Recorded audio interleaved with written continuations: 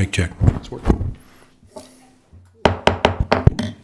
Good evening. Today is Thursday, November 4, 2021, 7 o'clock. Welcome to the Village of Vernon board meeting. We start with, I'll call it to order, with the Pledge of Allegiance and a standing moment of silence. I pledge allegiance to the flag of the United States of America and to the republic for which it stands, one nation, under God, indivisible, with liberty and justice for all.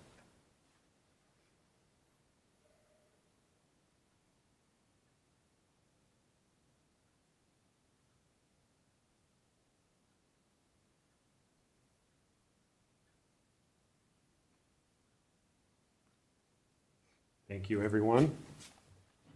Roll call and open meeting law compliance check. President Carl Fortner. Present. Trustees Jim Solani. Present. Marie Kumarshek.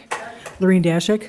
Mr. President, note for record, you do have a quorum of your village board. Also note for record, Trustee Dan DeGrave is ill. He won't be attending this evening. Note for the record also that DPW Director John Henneberry is here, Deputy Clerk Sue Fisher is here, and Ward Hollingsworth, our fine deputy from the Waukesha County Sheriff's Department. Mr. President, you're in full compliance with the open meetings law. Thank you. We will start with, I have to read the announcement of possible closed session, which I almost forgot to do. Wisconsin statutes 19.851E, deliberating of negotiating the purchasing of public properties, the investing of public funds, or conducting other specified public business whenever competitive or bargaining reasons require a closed session. More specifically, the proposals from Magnan Assessment Services, Associated Appraisal Consultants, and Accurate Assessment Services in closed session will be the Village of Vernon Board of Trustees and the Village Clerk Administrator. Motion requires a roll call vote. No action will be taken in closed session. With that, we will go to public comments. And yes, please come up and state your name and address for the record, even though we know who you are. Is this on? Oh, hold on. Just want to get, hold on, Tom. Okay, try it now, Tom. There we go. Now it's on. My name is Tom Karthauser. Hi, everybody. I'm the Director of Business Services at the Mugwanago Area School District. I do all things for our financial purposes at the school district, our budget, our tax levy, and one of the things I oversee as well is safety of our students. So I come before you tonight to talk to you and to ask you of different ways that we could consider as a team to improve the safety at the intersection of Edgewood and 164. As you know, that's where Big Bend Elementary is, and there are, I believe, a number of things that we can do there to improve the safety of that particular intersection. That's a busy intersection. A lot of traffic from all areas comes there. The things that I think that we can do as a team there, and when I say team, I think that our school district, the Village of Big Bend, and the Village of Vernon, along with the Waukesha County Sheriff's Office, that team, that group can take a number of steps to improve that. Some of those ideas I think are to slow it down in that area is to paint the intersection walk area, the crosswalk, which I believe is taking place and will be done in a couple of weeks. Installing more signage around from the Edgewood side, traveling eastbound and westbound to let everybody know they're entering a school zone. And one of those steps, I believe, in addition to those things, are increasing the number of cross guards, perhaps, and perhaps installing a flashing beacon light that would slow traffic coming from the north, traveling southbound. So it's not going to be just one of those things that's going to help the safety of that, and I think that safety is critical. It's not just one municipality's kids that goes there. It's all of our kids. It's Vernon kids. It's Big Bend kids. So I believe that's why a team approach would be awesome here. I think it would be a really good thing. Even if that just helped one kid, I think that installing one of these things is worth considering. So the flashing beacon light is a cost, as I understand, of $8,400. The school district is willing to be a partner. The Village of Big Bend is willing to be a partner. So, to share in that cost, we hope that you would discuss that here at the village level here and discuss the merits of that. We think it's one step in the right direction to do that, and it's worth the cost. So those are my comments. That's all I have.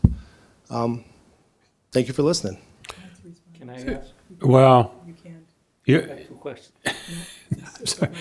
I know you're not supposed to talk back and forth. Yeah, Same rules apply to our unfortunately, meetings. yeah, I it's get this it. open meeting. If you know. want to ask them, I mean, I'm fine with it, but Yeah, it's unfortunately not on the agenda. We have had it on the agenda, but we will put it back on, obviously. At the request of the school district, absolutely, and further information. So thank you Great. for coming. right. I appreciate the consideration. So thanks, guys. Okay, thank you. If it's okay with the board, we will deviate from the agenda and have the Waukesha County Sheriff's Report. Ward Hollingsworth is here, so Ward, do you have anything for us tonight? Or comment on school safety if you'd like? Regarding that, that intersection, there was an email that was sent to the county, to the sheriff's department. I also forwarded that to the Big Bend Police Department, and they do have their officers as crossing guards in the afternoons. I don't know what happens in the mornings, because I work second shift 3 to 11. So I know it's been addressed, and they've already received that email, and I noticed today that they have put it on their Facebook page, warning drivers, and that they're going to increase more patrols and safety initiatives there. Otherwise, I don't have anything else because I've been on vacation for the last month. Questions? He's on the agenda, so you can ask the question. No, I'm fine.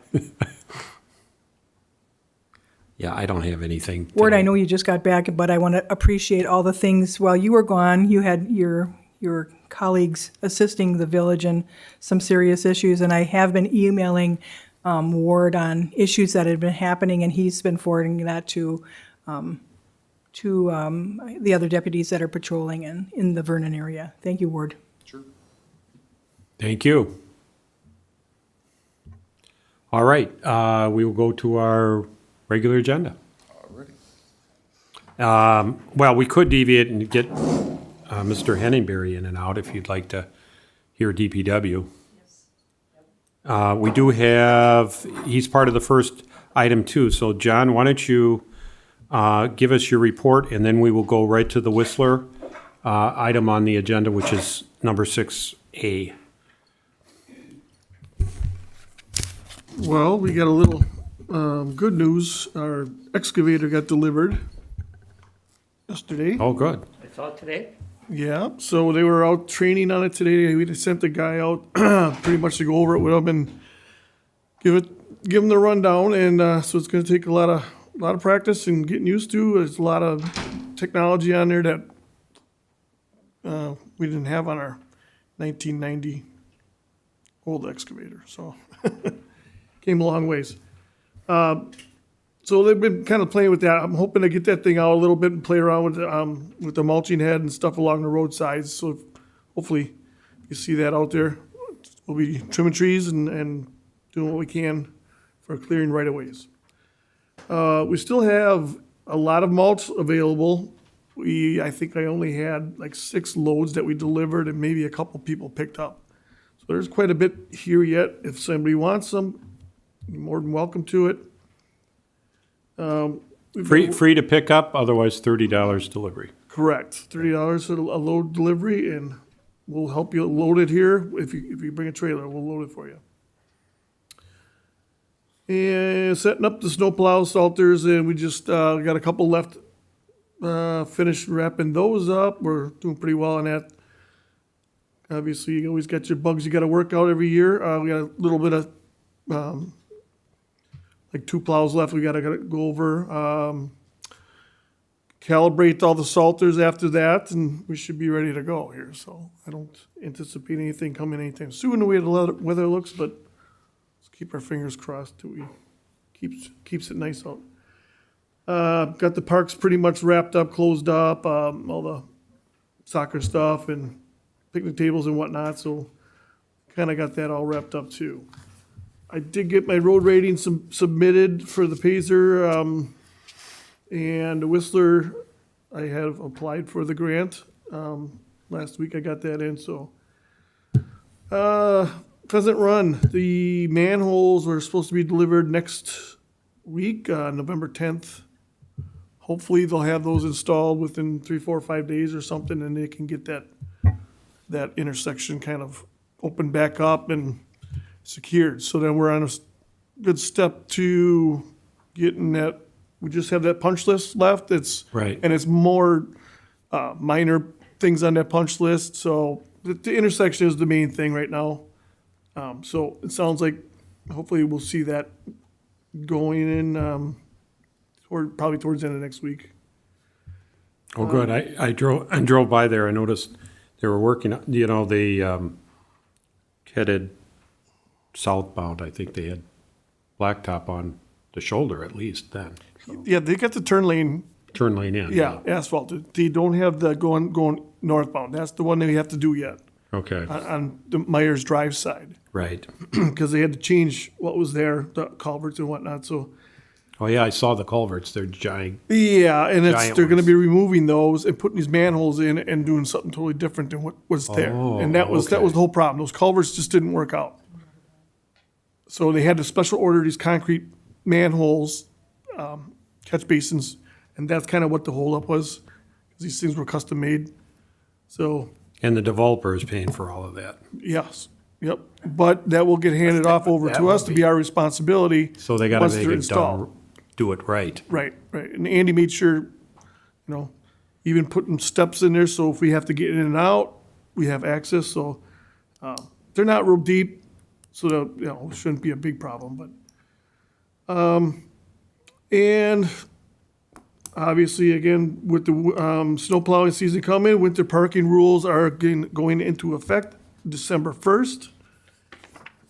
We have these nice orange letters. If we see somebody parking overnight, they're gonna get one of these under their windshield wiper. Basically, I usually give them a warning first time around if they're parked on the road overnight. Second time around, I'm gonna be probably calling the sheriff's department and having them cited. I usually give them a chance or two, so. But that's about it.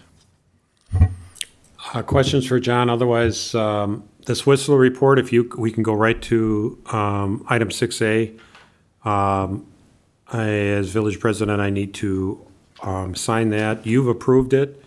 If there's board members with questions about even what is a Whistler report, but I know what it is. John, if you want to, would it make sense? Lorraine, Marie, do you have any questions on it, or do you want to hear a 2-minute overview, a 30-second overview? Basically, I have to report on a yearly basis, any kind of construction, reconstruction, shoulder work, or any type of work that we've done on our roads. And I have to go out and, every 2 years, we do the road ratings, which is part of that. But it's basically informing the state what roads that we've worked on, repaved or whatever. Keep that all in a big list of, for their records.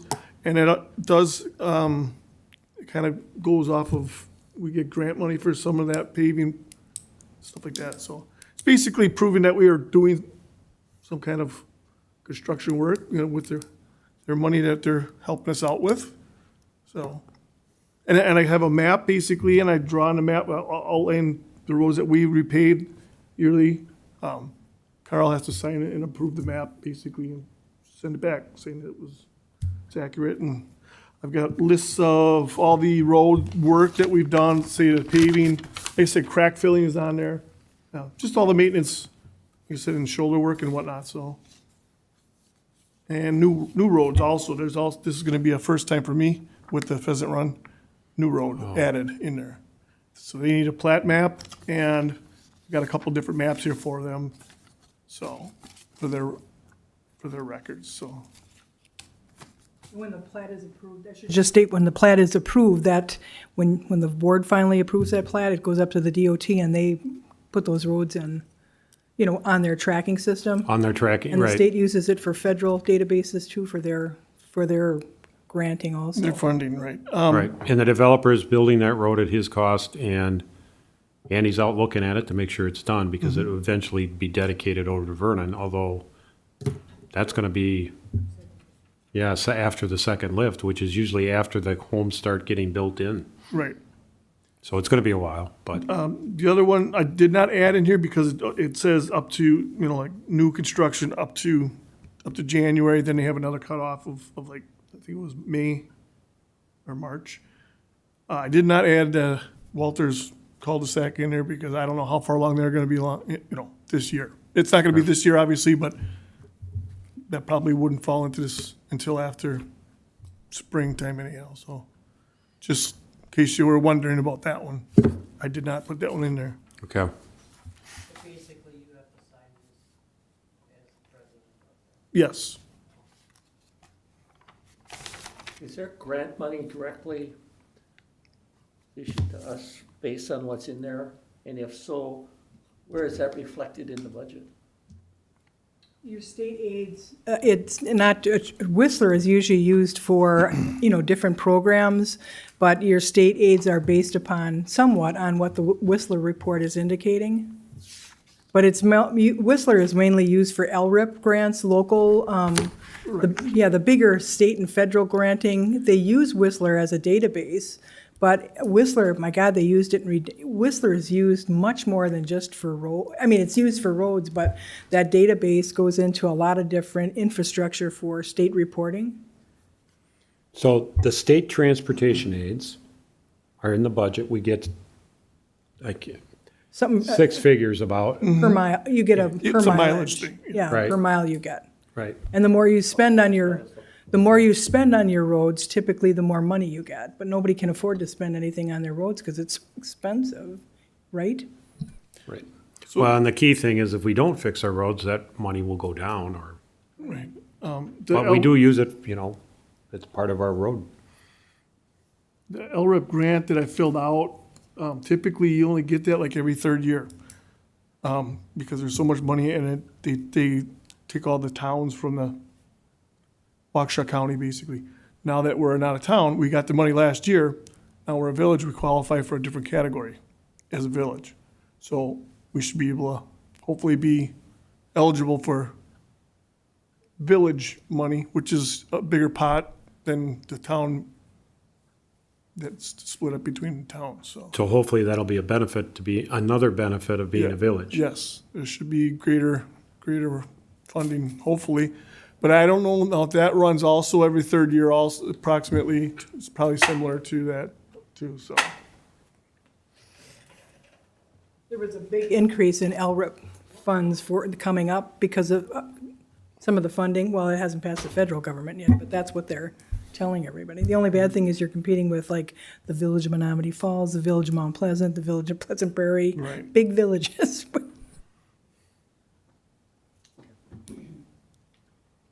Other questions? I'd like to make a motion. To, Hold on, I gotta find it. Authorize the village president to sign the approved 2021 WSLR report. is there a second? Second? Any further discussion? Hearing none, all in favor? Aye. Opposed? Motion carries. Thank you, John. Is there anything else we need you for on here? I don't think so. Yeah, we can excuse you, John. Thank you. Welcome to stay.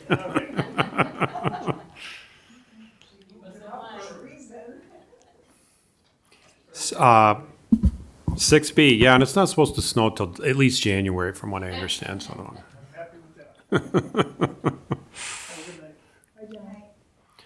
know. We are on item 6, letter B, resolution 2021-16, resolution to amend the schedule of deposits according to section 1-7 of our municipal code.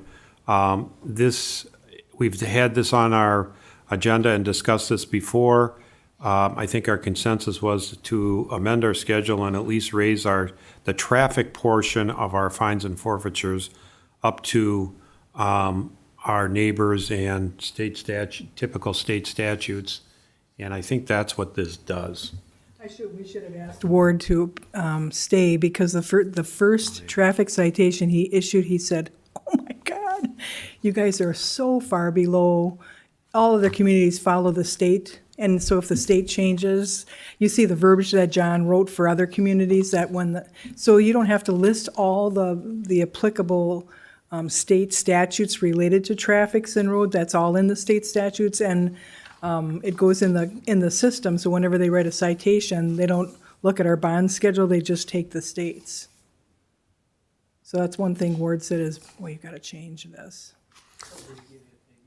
He had asked, and I called other communities also, and the verbiage that you saw that was drafted in red was John's verbiage for the village of Waukesha, John Macy's verbiage for the village of Waukesha, and every other community has that same type of state law. It falls back to the state law on everything. The only ones that I left in there were, related to, weren't in state statutes, they were related to our specific ordinances, but the rest, and the only thing, my question too, if this obviously needs legal review, but did you want to send it to the judge in concurrence with John Macy? Because the judge would have to, It has to go to the judge. right? So that would be my question is, can we send it to Judge Powers, while Attorney Macy's reviewing also? So, but you could send it to him saying it's contingent or subject to our Legal review. legal review. I Just so that suppose. he's got a heads up it's coming, and Holly. Well, and if he doesn't want to look at it until legal review is Then we completed, know. then he just says, well, I'll look at the fine after Right. Macy looks at it.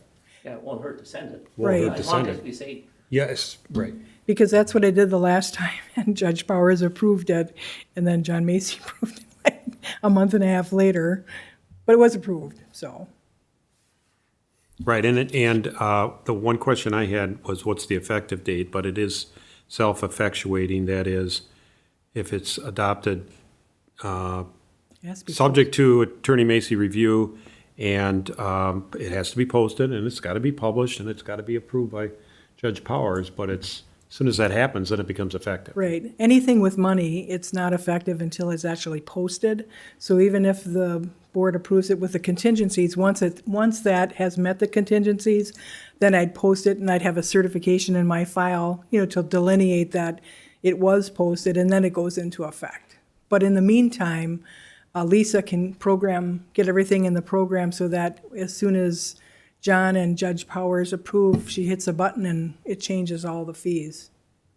And it'll be a lot easier for everyone because it matches everybody else's bond schedule. Right, and these fees are, of course, they're fines and forfeitures against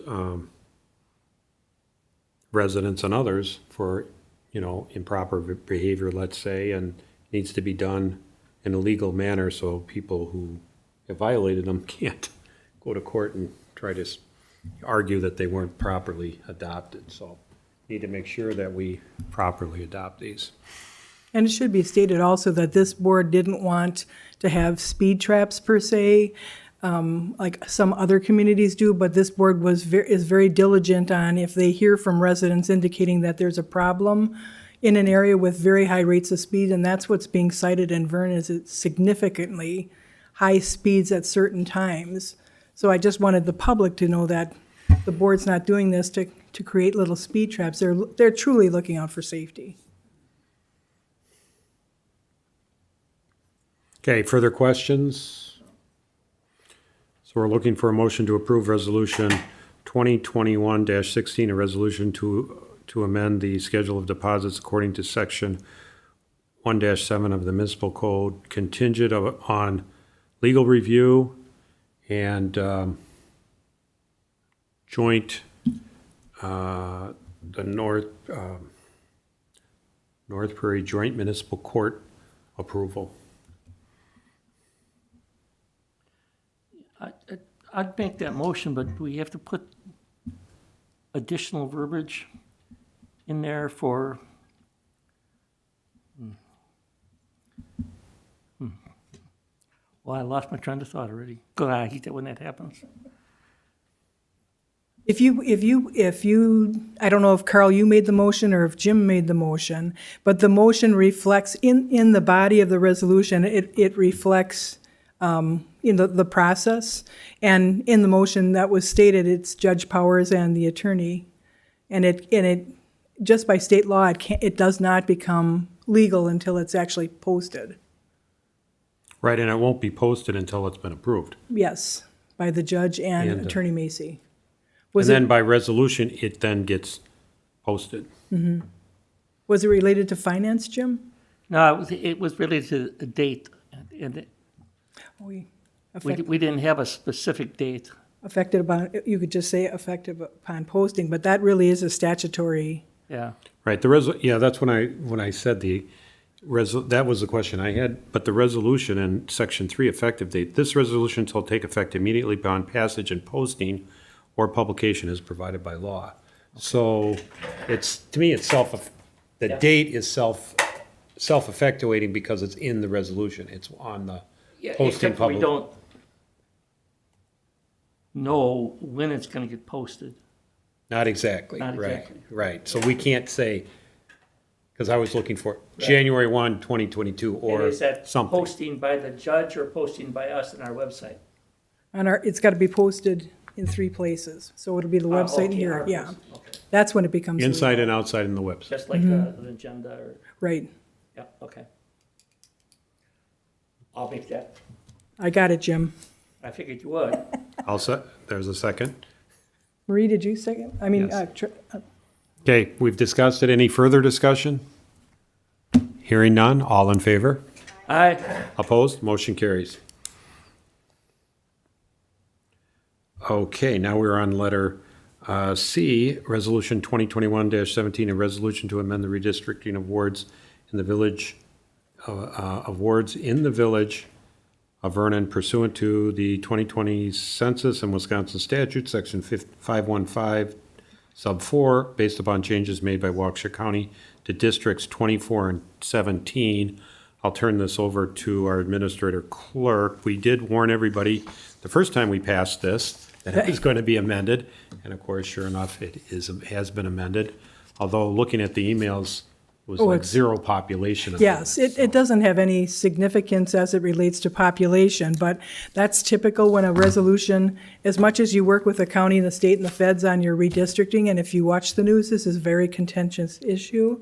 The village board did adopt the resolution last board meeting with the understanding that this would need to be amended. My only question, the only reason I would strongly request that it be reviewed by John is this would be our final resolution, and I've never had to do an amendment to a resolution, so I just want him to, I just would like Attorney Macy to check the verbiage on the resolution. I know the maps are right, because I got that from the county, the mappings that you see in your packet, and I felt that having it as an exhibit would be pertinent, but the language on the resolution, I would really like legal review.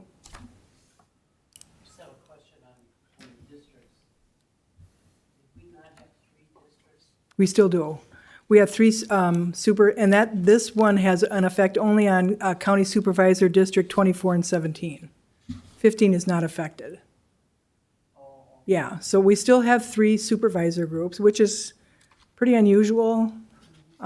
Maybe not for Menominee Falls, but we do have 3, which is nice, 3 county supervisors, but 1 congressional district, 1 Senate, 1, and you know how the Assembly. board is. Yeah, assembly. One state- assembly, one state senate, Right. obviously one federal congressman. The only thing I don't understand, now, there's probably a lot of things, but in this regard, what difference does it really make? I mean, some of the wards have got like 200 people in, and others 800. It Right. doesn't seem like it's, oh, we're divvying up the wards so they got about approximately the same number of people in them. So what's the logic to how do we mix them up? Well, if on the first set of maps, you saw all the population in each individual ward area, and that does have to balance out as it relates to the county supervisor districts. It doesn't have a big federal effect because we're all in one federal supposedly district. But on a countywide area. And the reason the 24 and 17, it has no population now, but in the future it might. And in Vernon and Marie, you know this, when you run an election and someone says, I live on National or Center, well, my God, I don't know how many wards that could be. But it's extremely important in the redistricting to make sure that those lines fall exactly where they need to be. And that was the only, Yeah, I understand the importance, I just don't understand the logic of why the lines are where they are. yeah, that's what- political, Carl. Oh, that's gerrymandering. I've heard that before. Yeah, that it really is. I mean, if you watch the news, how much the Democrats and Republicans fight over the Talk about it districting, all the time. and Carl's smiling. Yeah, yeah. When it comes to a clerk level, that's beyond us. When we're given the maps. The county, Oh yeah, yep. what was his name or something? The county clerk. Is that who you worked with, the clerk? Oh, yes, and then Jim Landmeyer he runs the Waukesha County GIS system, so I worked really significantly with him also. I had a lot of contact with the state and some with federal, but it's not a big deal because those districts are, although, that we do have 2 state senators in don't we? Wiggers is one. No, we only have one senator. Wiggers is our assembly person, and Right. his name escapes me. Why can't Julian Brand. yeah, Julian Bradley Is our our state senator. Yeah, but how those and the little population cells are developed, that comes from the federal government and the state. They work they work together on that before it comes down to our level. Then our levels are split based upon if we had our local representatives are all at large, so that makes it a lot easier. But the county supervisor districts also are done by the county. They're really not done by the local municipality. The county has a lot of input on that. So what about the school? Do you have 3 schools? That school districts, they never move their lines. That takes a big, that's a big deal to move a school district or blend a school district or, we had one person move from one school district to another school district because of a certified survey map. You would not believe the paperwork that goes into for one parcel.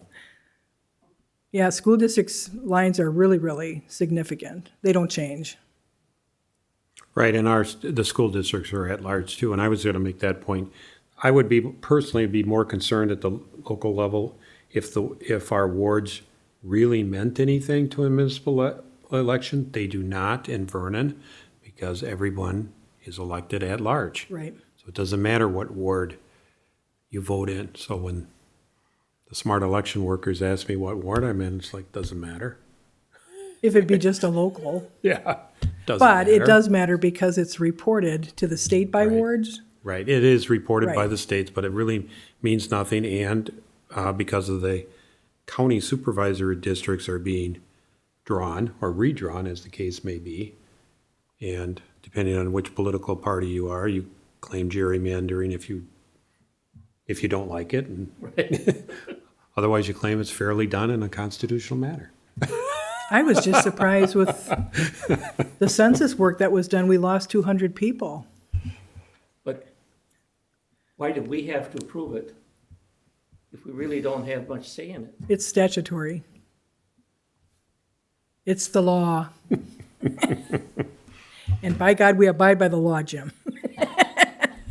So, Hey, then. so with that, I'll make a motion to approve Resolution 2021-17, a resolution to amend the redistricting of wards in the Village of Vernon pursuant to the 2020 Census and Wisconsin Statute Section 5.15 Sub 4, based upon changes made by Waukesha County to Districts 24 and 17, contingent on legal review. We've had a lot of discussion. Any further discussion? Hearing none, all in favor? Aye. Opposed? Motion carries. We are on letter D. Ordinance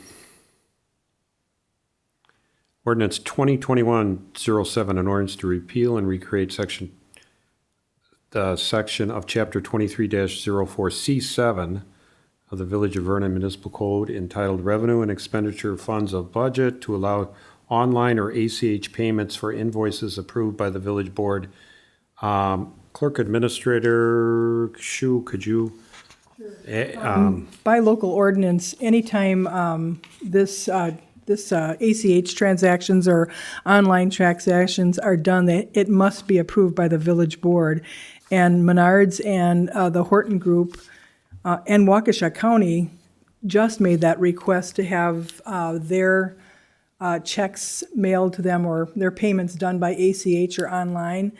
If you want, Centurion is another one that does our life insurance. They've requested that also, but I didn't put the paperwork in your packet. So in the resolution, I always attach the updated exhibit, and you can see those were the ones that are in your exhibit that have already been approved. But Menards, the Horton Group, Waukesha County, and Centurion all have made that recent request. So we could add Centurion, which is the life insurance payroll deduction, and then Waukesha County, the only time we're sending a check is, for settlements. That's, or else we could do our, that's the only one I have so far, is just the settlement. Because the other ones they're in all different departments, and that's the only one I would recommend is the settlement check, because those are usually pretty big. Tax settlement check? Right, yeah, and I would specify that, that ACH transaction for tax settlement, county and state, because they take care of the state only. I wouldn't do the share, all the other things we do, document registration, all the communications, there's too many. So the only one that I would specify in that exhibit is just for county tax settlements, which it should say county and state, because anytime we pay state tax, which we haven't for a long time, it's paid, you two know that, it's paid to the county, and then the county takes care of it. Just for clarity, when we say approve it for ACH, the main difference is that that's an automatic process. Only after the board approves it, Yes, obviously. right. But we don't have to write separate checks anymore on it. Karen, that settlement check, you might have to put that in before the board approves it. That one, yeah, that one usually what happens when I was doing it, or Lorene, you'd get your information from the treasurer, and that would be sent to the board in an email indicating that there's a need to do manual checks. And we warn the board, in December that, hey, in January, this has got to go out. So the board knows it's coming, especially the two of you. And the two of you, because you guys have been here for a while, so. But that's, right. I haven't heard from, and I just should tell you, a McGuanago School District does not want their check to be done by ACH. They specifically want a check. Isn't that odd? I mean, it's millions. Tom was just here. Yeah. I mean, Because they want to run right to the bank with it when you give it to them. Yeah. Ask you, is this okay if we deposit it today? And the armored trucks in the back. yeah, because I did call the school district. And the other ones, we know they're not that much, so we just put those in a mail ahead of time. But that's another concern also, is the mail service is pretty slow. So on Exhibit A, the request is to add Menards, the Horton Group. Do we want to add Centurion as well? Centurion Life Insurance. Life insurance, and do we want to, Jim says yes? I'm okay with that too. I think Okay.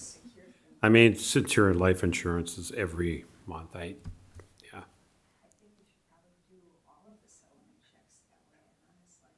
But for tonight, add Waukesha County tax settlement for county and state only? Right. Be specific. What about CTC? I don't have their info. I mean, I could, if you guys wouldn't mind, we could add CTC, and I could get all that information, because I'm sure it'd be a lot faster and cheaper and efficient just to email that, ACH it over to them instead of running all over. And then I can call Tom. I talked to one of the people, the staff people at Mukwonago School District, but maybe we could call Tom because, that's silly to run, especially if they have the same bank as we do. You hit a button, it's in their account. Right, It's, and the time. it's just a different form of payment is all, in my view. Paper check versus an electronic. Yeah, if you want to put, tax settlement, the two tax settlements, we can get all that information and just do it that way, because you guys know we have to pay it. Right, So do we want to add WCTC, or you could put tax settlement checks for WCTC. tax settlement checks for, instead of Waukesha County, we could just say settlement checks or tax settlement payments Right, for Waukesha County, State of Wisconsin, WCTC, and the Mukwonago School District, Norris School District, Washington Caldwell School District. Yeah, just list them out just like that. I think, Yeah, just because we approve it doesn't, if they don't want it, yeah, we can't send it to them. right. We need their bank account information. So if, So we'll just add those. you're good, we'll just add those Add just those as to I these- stated. Right, Yep. and then what I'll do is I'll email the new exhibit to the board members, so at least you have it in your, what Are you, they all listed in the ordinance itself? no, this is always an addendum. By ordinance, we have to do by resolution. Anytime we change it, it has to be done by a resolution, so there's a tracking, which it really is helpful, because in the, No, not if you can't find the resolution that you did it with, because you don't know when it is or when it was, yeah, you know? you mean, well, that's a whole different issue. Whereas if it was an ordinance, you could just pull the ordinance up and, oh, here, these are the ones that you've approved. That's a legal, I don't know. It's in the ordinance, it has to be done. That's what it says in the ordinance. That anytime this ACH approval it has to be done by resolution. So the ordinance is dictating what is being done. So you'd have to, when you look at that, Jim, because you're looking at those, note to self, It's already on my note. right? Because if it's in the ordinance that it doesn't have to, however it comes to the board, if it's by exhibit, just so it has board approval, that's all you care about. Right, right. And then we'd keep that updated, so, That's why I like it being in the ordinance. right, You update it when you're gonna add something to it, it's done, and you can find it again. right, and it's dated, Easily. right. And Okay. we can keep it in our account and claim the very last day of interest before it goes over. to Right. another account. Especially when it's millions. And without worrying about being late. Exactly, right. Yeah, because you could do that at like 11:55 at night. Woof. Who are you gonna get to be sitting here at 11:55? Well, and that's the only thing I'd have to check with the bank, because I can tell you I'm not authorized to move 4 million, but I would contact the bank, because Mukwonago it's a lot more than 4 million on that first settlement. But there'd have to be a special dispensation just for those just at that time. I would work with the bank, because you wouldn't want anybody, moving that without the bank's authority. So everybody's got full knowledge, because that's a big transaction. The county's not that big, and CTC's not that big, but Mukwonago School District is. It's a boomba. Do you want to do you have to put first and second settlement on that motion, or don't we need to do that? I think it's all part of settlements. We received county's settlement by electronic transfer. And the state, federal, all the fire department, everything's done by ACH. The state doesn't mail any checks anymore. And the feds too. That ARPA money, that 400,000. Surprise. So Carl, are you redrafting, or what are you doing? Yeah, I'm just looking at the motion here.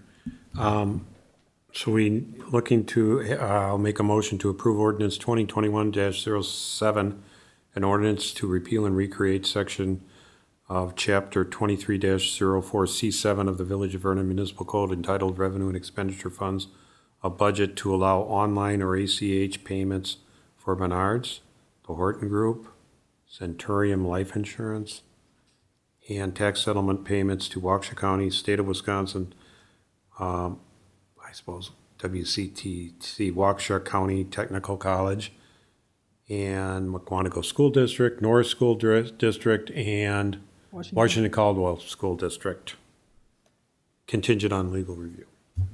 Is there a second? I'll second. Any further discussion?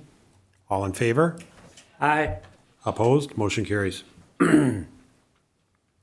Okay, now we're down on E, authorize clerk treasurer to void check number 69058 and reissue.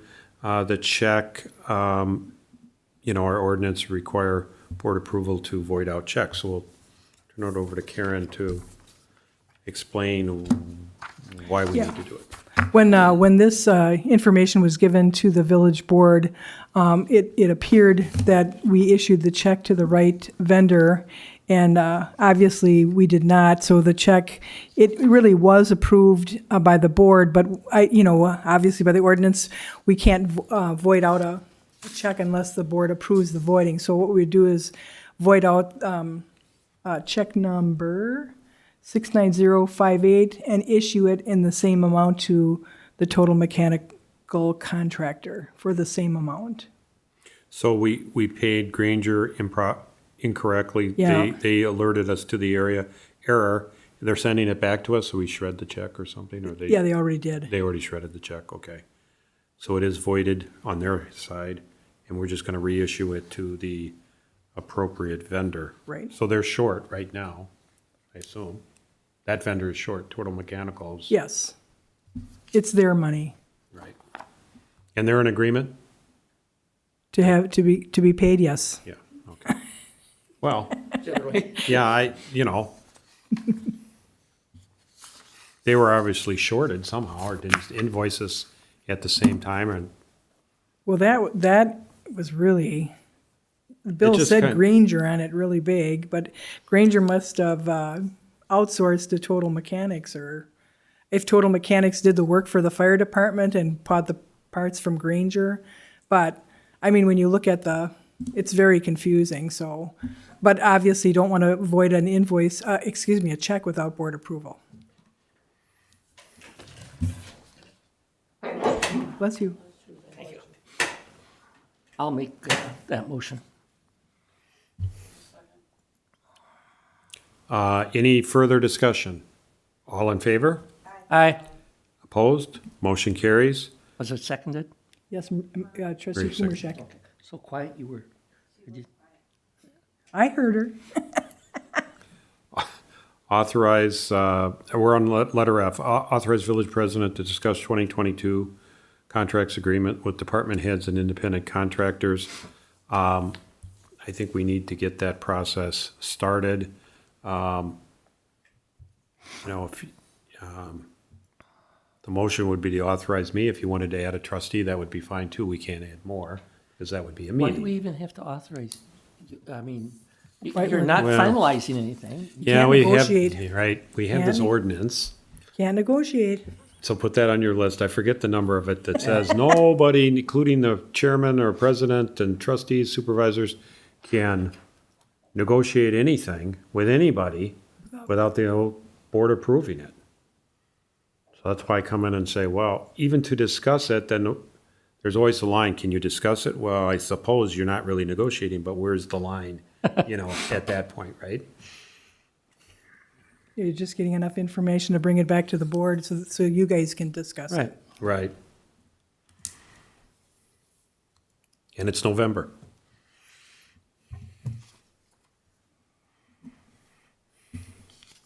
But I guess it doesn't have to be me. Right, we're looking for a motion. I'll make a motion to authorize the village president to discuss 2022 contracts and agreements with department heads and independent contractors. Is there a second?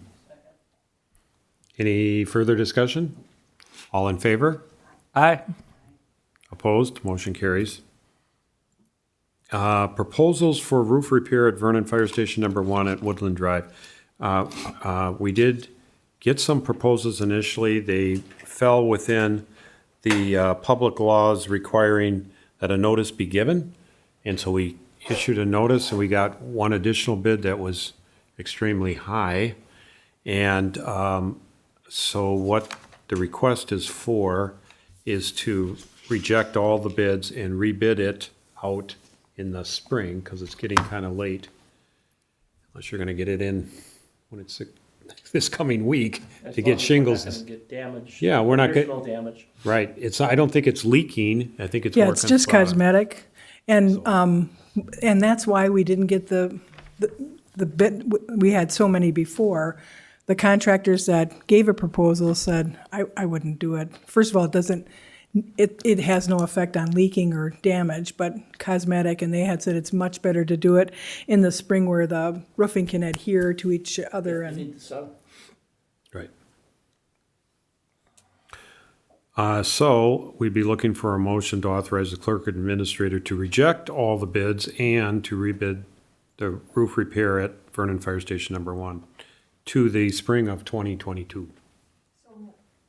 Is there a second? Well, you guys are fast tonight. That's because you helped us. Robbie, we wanted to speed it up. You guys are moving. Any further discussion? Oh, All in favor? aye. Aye. Opposed? Motion carries. Going to H. Favorite part of the agenda, other than adjournment. Okay. We're still on the compensation portion, starting around page 34, actually 32, I think it is. Yeah. And I handed out 3 pages. First one looks like this, so their spreadsheet. Let me explain this first spreadsheet to you. The intent all along has been to replace holidays, vacations, personal time, and even comp time with what we were going to refer to as PTO or paid time off. So anytime you're not here, that you're scheduled to work, you're covered under PTO, paid time off, okay? So this first spreadsheet that I have, there are 3 tables on it. And the first table shows exactly how it is today and has been for some time, okay? You got your holidays listed there, your vacation listed there, and your personal time listed there based on how the current status is in the existing process.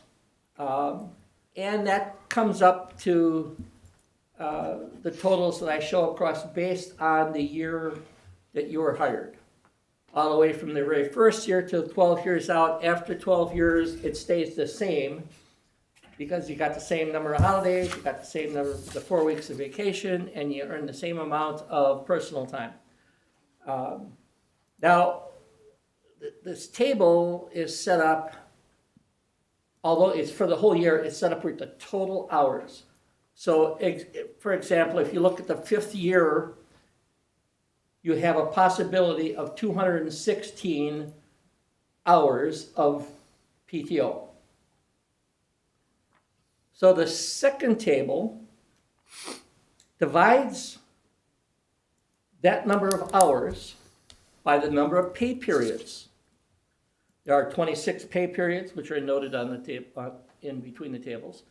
And so for if you were here for 5 years, you'd be getting, you could earn as much as 8.3077 hours of PTO per pay period. Now, there are 80 hours in a pay period, so if you divide that number by 80, you get the third table results, which is 0.1038 hours of PTO per hour worked during a pay period. And that's is exactly how it is today, just accumulated in everything. Now, what I've noted in the very first table under year one, where I have highlighted the 64 hours. If you started in 2021 as an example, there's no way you could get New Year's Day off. Because you would have been hired, in order to be working, you would have had to have been hired prior to that. So you would never have 72 hours of holidays, because for certain you couldn't get you couldn't have, that holiday. So that one's in red because that's the only one in all of those numbers that varies, because it's very dependent on when you are actually hired. Down below all the tables, I think it's in number 5, where I say it, if you were hired in August 9th, you'd miss a whole bunch of the original holidays. You wouldn't be there for New Year's Day, Memorial Day, Independence Day. So you'd be starting around Labor Day, I guess, just before Labor Day. You'd be in August. So you would only get, 48 hours of holiday time. So that's the only one, and it's only in that very first year, and you know the exact number the day he's hired, because it's based on the day he's hired, okay? But at any rate, that's how it works out. So now, instead of thinking on vacation days or holidays or personal days or even comp time, it's just PTO hours. It's just hours that you're going to get paid for when you're not here.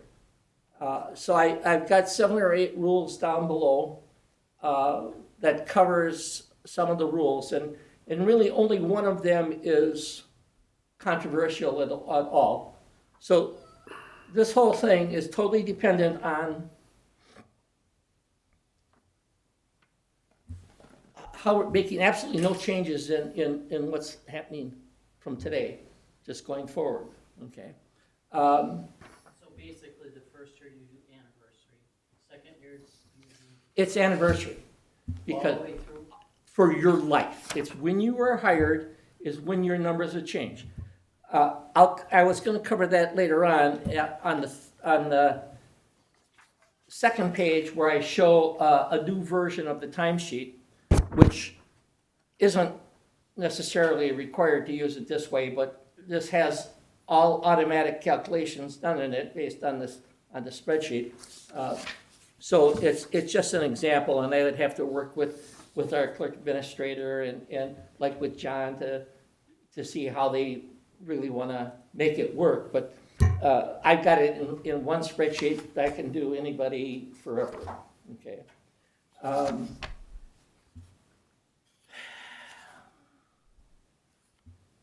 So if you look at one example here in item 7 on that first list, which is actually what I have listed on page 2 in the example timesheet, I have an employee, Tommy Tenpeg, who was hired, his hire date was 4/1 of 2013.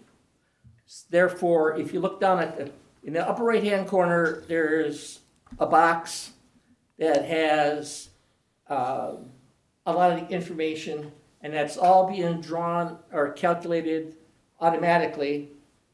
You'll only have to put in the person's name and the pay period start date, or the pay period, depending on how we want to drive the train. I don't know what they use here for that. You put in the date and the name, and all the calculations are done for you, and it tells you this guy's here 8 years. 8 full years. That happens to be a standard function in Excel. It's called Date DIF, oddly enough, and you just put in 2 dates and it'll tell you exactly how many whole years it's been. So that'll automatically change. You get into, in this case, it would be, April. You plug in a start date in April that's after 4/3, and it'll automatically change to 9 years. So all of that stuff is done ahead of time. And all the employee has to do, or supervisor, depending on how, or deputy clerk, depending on how they want to actually run this show, is drop in the hours that he worked. Hours regular, hours overtime, hours holiday time, and additional PTO hours which covers the comp time. That's the way John has been handling comp time, is if they don't take the overtime pay for the extra hours that they worked, say they actually worked 10 hours today, they only put 8 hours in, or that's a bad example. If they work 10 hours, they got 2 hours of overtime coming. So if it's straight overtime, that would calculate out to time and a half, which would then be 3 hours of overtime. So you would just enter a 3 down there, and the only other unshaded box on the spreadsheet is where I have the 4. As an example, it was 4 hours. So that just gets added to your PTO time. For comp time, can they take, money if they want? Oh, yeah, they can get paid for it right from the giddy up, in which case they would just put their overtime, the total overtime hours that they worked in the right column, and they get paid for it. But right now, they have a choice whether they get paid for it or not. And then they can only accumulate up to like 40 hours of comp time, but they can carry that over into the next year. That's the only part that they can carry over into the next year. That's the only part that is somewhat controversial in my itty bitty mind. So we could, what I have noted in, I think it's note 5 on here, is that you can carry over, it's in note 3, that you can carry over 40 hours of PTO time. 1 year, just carry it over for 1 year, not for. Yes, don't, just for that. But you can do it this year, bring 40 hours from last year. And now if you want to, and you still have time, you can you can carry over 40 hours into the next year. So it's not just 1 year in your lifetime that you can do it, right? It's 40 hours max PTO can be carried over from 1 year to the next, right? Which is how they're doing it with comp time. Any time that you have earned that you don't take and is not noted for carryover, it's automatically paid out at the end of the year or on the last paycheck or next paycheck. Again, that depends on how the clerk's office wants to do it or how they're doing it now, that type of thing. So in essence, everything's done by the hour. Number of hours worked earns you the number of hours of PTO. Period. It's pretty straightforward. On this spreadsheet, with the timesheet spreadsheet, it does all the calculations of multiplying your proper PTO rate per hour times the total hours worked to come up with your total hours of PTO time. The third sheet in it, which is another spreadsheet looking guy, it's like the master table. One table, you have to list all the employees, whatever information you want to track in this thing, but I've got employees, the employee ID, the hire date. That's where it gets the hire date from on this sheet.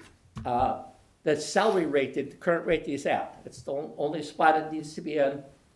is on the master sheet that only a person running the train here gets to see. Now, that could be John, it could be deputy clerk, I don't know, that's a detail that needs to be worked out in functioning how they would make this work.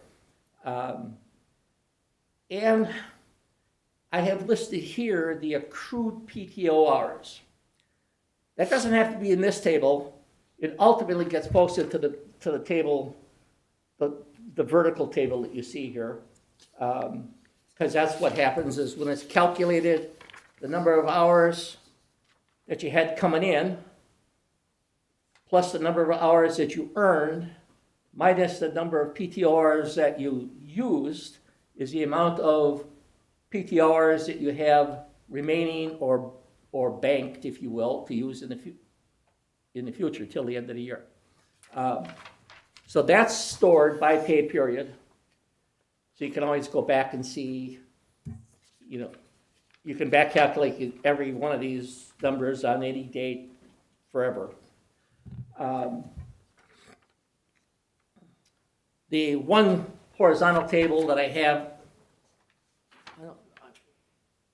for some reason I didn't number these on this spreadsheet, but the one in the middle, the one with the yellow band, has only got 2 rows in it.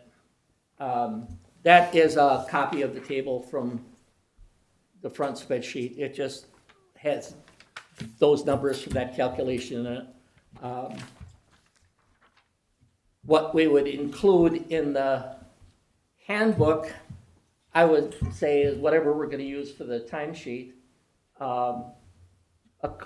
including the process that will be used. I wasn't envisioning using either of these sheets in the handbook. I don't know what's necessary, because these have some personal information, like salaries on it, that you wouldn't publish in a handbook anyhow. So it breaks down to, instead of having all these 3 or 4 different types of payment and to one payment that's paid time off per hour earned, okay? Now, this whole process, it wasn't my itty-bitty idea. One of our committee members, one of our HR person, Barb from Frederick, is where all of this came out. Very helpful. In fact, this whole booklet is very interesting. But this is the one that was most germane to us anyhow, and that's how they've been doing it literally for several years already.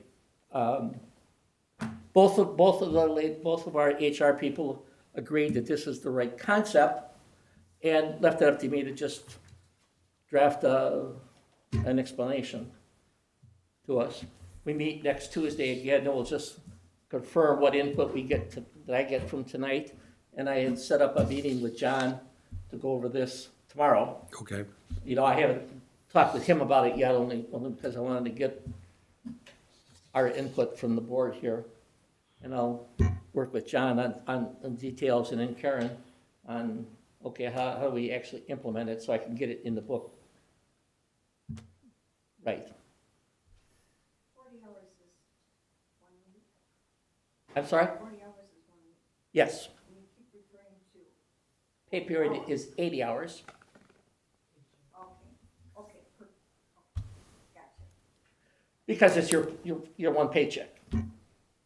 Now, whether, as an example on here, the pay period chart that I have here, I don't know that I have the right dates in here, because I don't know for sure when our exact pay period is. We only get 26 of them a year. But because there's an odd number of days in a year, it doesn't divide real nice by 26, so you're either starting with the previous year or you're ending with next year's dates in your pay period, as it happens. But that is just how it is. That I can correctify when I do the final. And you have their years of service as they accumulate more vacation time, that's Oh, all yeah. figured in there? That, you bet, everything's done. That's what that, third, in the first table, it has it all split out by years. What the current system is the first year you get nothing, the second year you get 5 days, the third year you get a full 10 working days, and then every year thereafter you add one more day. Kind of weird in my mind, but that's okay. So you got 10 days, 11 days, 12 days, 13, all the way on up to whatever it is, total number of days. 4 weeks, 20 days. Okay. So you just multiply that times 8, and that gives you your 72 hours for your holidays, as an example, or whatever your number that you're looking for. For vacations, it ends up to be 160 hours. Okay. So that's all done here, straight out of the book, what you would get whatever year you were here. And then I just divide that by 26 to get it down to pay periods, divide it by 80, which is the number of hours in a pay period, to come up with a number per hour. That's the number that you get per hour for the years of service that you have in. And if you look at that third table on there, every year that number gets bigger.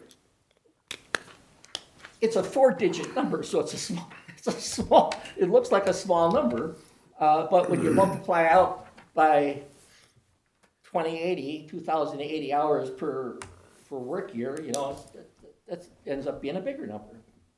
And you came up with all those formulas yourself, or did you? No, just myself, the formulas. In the book, it just basically says, here, this is hours per pay period, is how we're gonna work on it. They did everything by hours, so that's.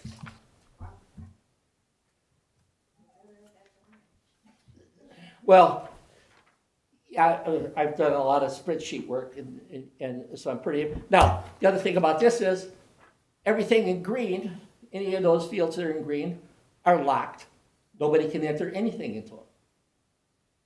Okay, they're all calculated based on the master table, the master data, and the date you put in of the period, the person you picked. And even that is a drop down.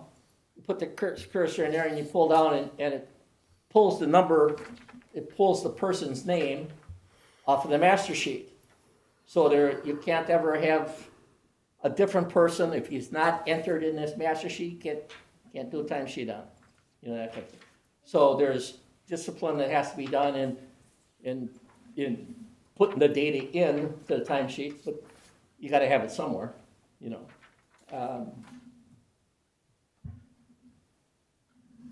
So now that is with no changes.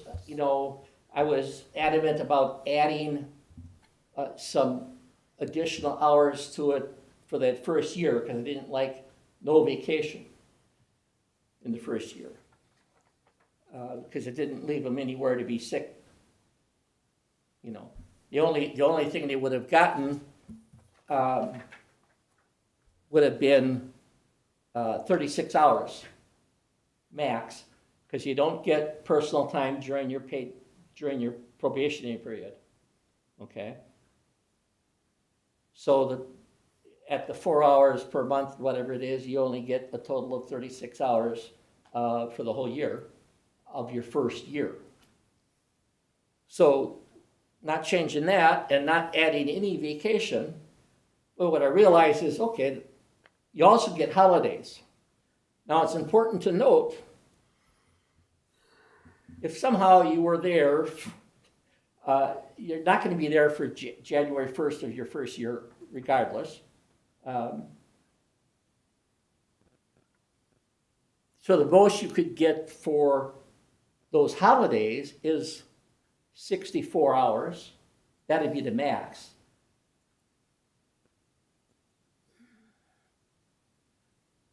In the existing system, you didn't have any option on when you could take those hours. Those hours are only on those paid holidays. Now we can still do that in this system. Or you can allow them to use those hours if they absolutely needed to have them elsewhere, and then you just don't get paid for the holidays if you took those PTO hours ahead of time. And that's where I said that there was one controversial issue. That's kind of the one that I didn't know which way we wanted to go with it. Do we allow them to use those hours or not? What Freighter is doing is they allow your PTO hours to go negative in your first year. As an example, if you started July 1st, wham, you got July 4th in what, 3 days, right? You're not going to have earned enough hours to cover you for PTO for that date. So they allowed them to go negative in the first year. You'd almost have to though, wouldn't you? Because if everything's closed up. That's the thing, unless they were snow plowing or something like that. Or they just don't get paid. If they use their vacation times, then they don't get, or if they use their PTO hours up and a holiday came through, they just wouldn't get paid for it, is one option. The other option is to allow them to go negative, to cover that in the earlier part of the year. But you could even do that, you know, there's a total of 72 hours of holidays in a whole year. So after your first year, there are 72 hours that are PTO hours in your list, and it's built into this calculation. But you gotta know, you gotta reserve, or you should know, that you have to reserve PTO hours for that, to cover your days off. But it puts the onus on the employee to decide how they want to use those days off. You either get paid for it when it happens, or you take and use your PTO up before the holiday, and then you don't get paid for it.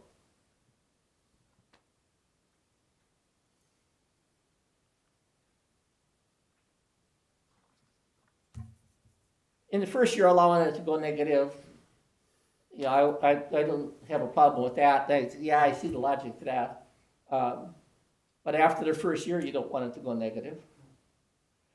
That's why if you allow 40 hours, a max of 40 hours to be carried into the next year, that's covering you for a good number of your, at least for 5 of the holidays already, you know. So you've got a way to plan for it, if that's what you desire. So the verbiage in the employee handbook does that have to be changed? Yes, I started doing that. And I changed about half of it, eliminated any verbiage about holidays, vacation, personal days. Everything's PTO. That's all I have in it is total PTO now. That was the direction I was headed in, and I was trying to do it by saying, okay, these are holiday PTO days. These are vacation PTO days. This is personal PTO days.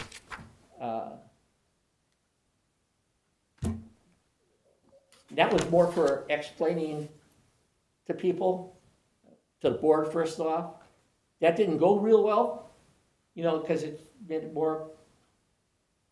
It didn't get to the end result that I wanted to have only PTO. That's all any of these big companies are dealing with, is straight just PTO. Well, you know, what the girls, the other ladies say is that's it. And nobody objects to doing it by hour because, you know, this came as a shock to me that they said, people don't take 2 or 3 weeks off at a time anymore. Most of them are taking a day here, day there, making 3-day weekends, you know, that type of a thing. So doing things by the hours is just fine with the younger generation, I guess you'd call it. Does this sound okay as far as Oh, yeah. I think it'd be a lot better than what we have now. But I'd really ask John, because, That's why I want to meet with him tomorrow, and then I thought I'd meet with you to figure out how we would make this work. I don't know whether you want to have John running the spreadsheets. If you use like this, well, you have to do one of these for every guy, every pay period. I don't know how big of a deal that is. You know, and those are just the mechanics of how to make it work that you guys need to Yeah. weigh in on, you know. But the spreadsheets are easy to do in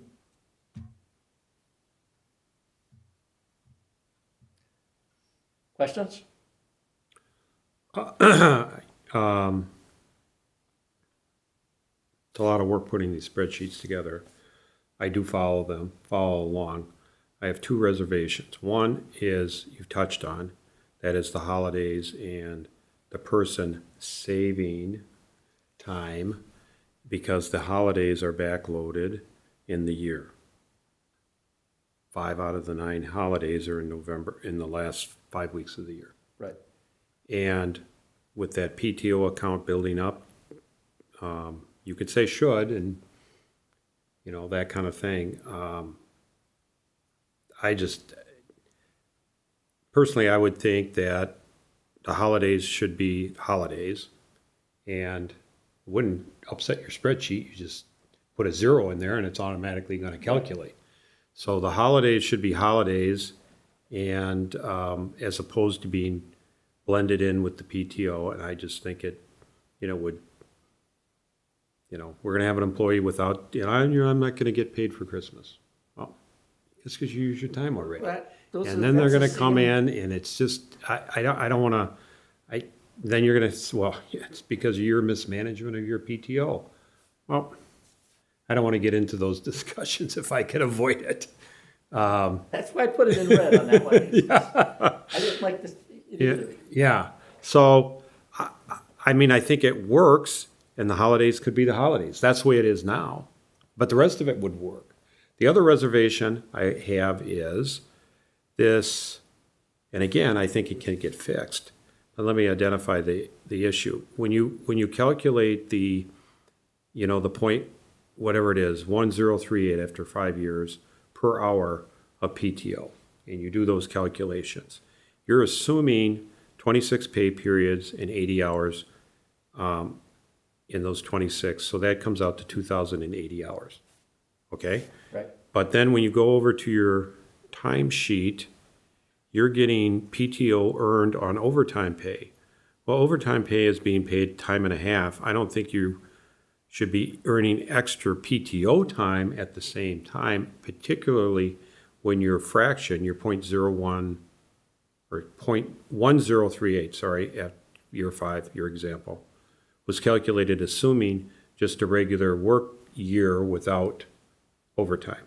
So the solution to me is, well, you can accrue based on per hours, but only regular hours, not overtime hours. Yeah, the hours are in there that way just to calculate salaries. So But- they're in those columns split out by your pay period. And all PTO is calculated as straight time hours, is what the intent is. Well, that could be, but you're giving them more, that's an additional benefit than what they have today. I mean, that might be fine. No, today, it doesn't matter if you work an hour of overtime or 400 hours of overtime, you get the same vacation. With this PTO Yes. calculation, you would be giving them extra vacation. And in my You work example, more hours, you get more more PTO. vacation, Yeah. right? You get more Yes. PTO. Yes, And that would be an added benefit. yes. And my point is, well, they're getting time and a half for overtime hours. Why are we giving them more PTO? I mean, straight time would be, then it'd be a little bonus for them to come in. But they're already getting their bonus. It's time and a half, double time on holidays. So, but the fix to me is easy. You don't earn PTO on overtime hours. You just earn it on regular hours. And you earn it on PTO hours, by the way, too. Yes, But I think that's Right. the way it works now. That's why So- I put Yeah. column in there, you actually do earn it On on P- hours that you use. Right. Right. Right. But it would be nothing to, Yeah, nothing to change your formula, just say it's regular and Right. and PTO. Or, so the fix to me is easy, it's not a big, no. it's, so that would be, those would be my two things that came to mind when you were going through it and I made notes on it. But otherwise, yeah, the per hour way or the, would be one way to do it. The per pay period is another way to do it. I mean, that's your, I mean, you started that way and you backed into the per hour. So then what includes PTO, sick time? Sick time and vacation. Right. In my view of it, I don't know that we should blend in holidays. I just foresee, I know it can work, but, They actually did in here, yeah, in the freighter one, they actually include, the holidays, they just added everything up and say, that's it, But you're right, it does add the complexity to putting the onus on the employee, and they're not having to deal with their not doing it right, yeah. That's what I'm concerned about, yeah. mostly. And that was why I highlighted it in red in the spreadsheets, is because, I don't know, Yeah, there could be different opinions You said on that's that. greater? yeah, Freighter's Hospital.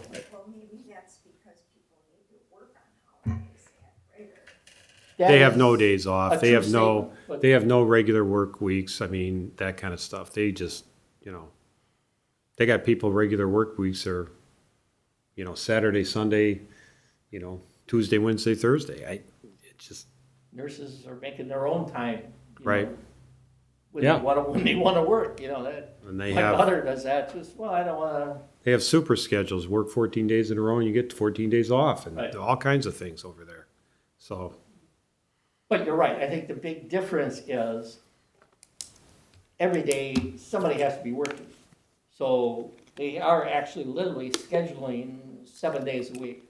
So it don't matter, holidays are gonna roll in there somewhere for somebody, so that's why they're doing it that way. right. And in our department, one guy can't just show up to work. That's, right, The whole department needs to show up for work. We have work days,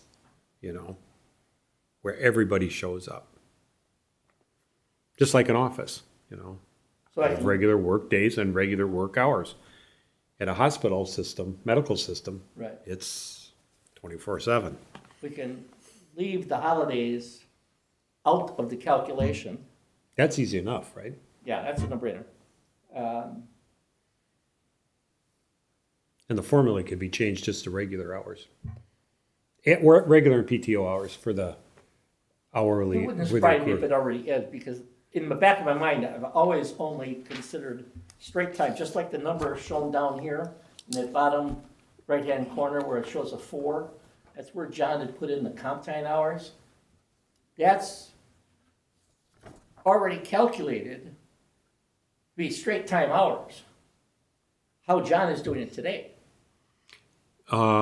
Straight time hours, right? Yeah. But my point is, You don't want to give them the extra hours at all. So it always would be the right, it case. would always be regular hours, right? Because that's the way it is now. You don't get more vacation if you work overtime. Now. Right, that's true. And I was just trying to be consistent on that. And the reason why is they're getting a big incentive to work overtime now, time and a half. Time and a half or double time if it was. a Or Sunday. double time if it's a holiday. Holiday, yeah. So, or a Sunday, right? Or is it just holidays? Double time. Sundays. Sundays and holidays, Yeah. That's the only time. right? So And that that, brings us back to first year only having 36 hours to work with, right? Because they don't get the holidays in this calculation. They don't get any vacation, so they only have 36 hours to work with. okay, hang on just a second. A brand new employees, and every company is different, can be Yeah. different about this. A brand new employee here, right now, do they get paid for holidays? Holiday, yeah. Okay, some companies say no. Yeah, so they get But here paid they get now. paid. So they have days off. They get paid holidays immediately. Now. Yeah. Now. Right, Some companies do not pay right. for, But they they don't can't give do paid anything. holidays unless you've been there 3 months, 6 months, a year. But they Something. can only use that, They can only on those use it days. on those days. Right, it doesn't help them if they're sick or, Well, okay, that's true, right. but they can't work on a holiday on their own. The office or the department is closed. So they need to take that day off. They have to take that day off. They can't work that day. So if they need a sick day earlier, what you're saying is, well, then they can use their Thanksgiving holiday pay for their sick day and get paid that day. That means they don't get paid for Thanksgiving. It doesn't necessarily mean that, it depends on how many PTO hours they actually earn between that day and Thanksgiving. As an example, if they started earlier in the year, by the time they get to Thanksgiving, they're gonna have plenty of hours.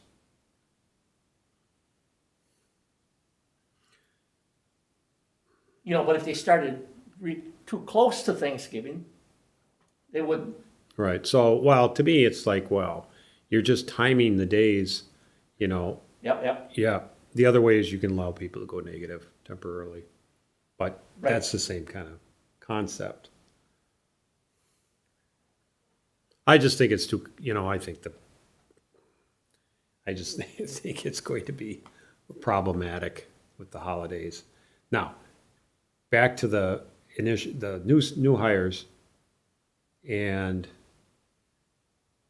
3 days, 3 PTO days, no vacation, 3 sick days. So under the PTO combined system, it'd be 3. So I think that's up for discussion, whether that should be increased or not, right? 36, that's actually 4 days. Oh, so. Okay. Under personal days. 36 hours. 4 hours of paid PTO, right now, 4 hours paid PTO, which are your sick days, per full calendar month worked. I guess it depends on when you start.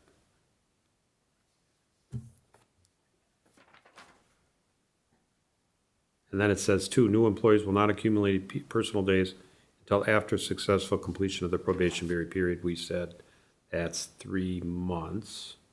So, right, the most they could get, if they started January 2nd, right, would be, 9 times 4, 36 hours. Right, that's what I have in the spreadsheet. That's what you have in the spreadsheet, the most. I mean, if they start July That's 1st, what I actually yeah. have maximum hourly Yeah, tables because right. of that. Right, because, yeah, it just depends, right? Right, Depends on, they start in August, June, whatever. right. Right. And so that's when I, That would be a change then, because we pay them now if it's a holiday, right? First, new employees. Yes, but that's not a change from what I had here. We're paying them anyhow. And we've already talked about pulling the holiday out of PTO.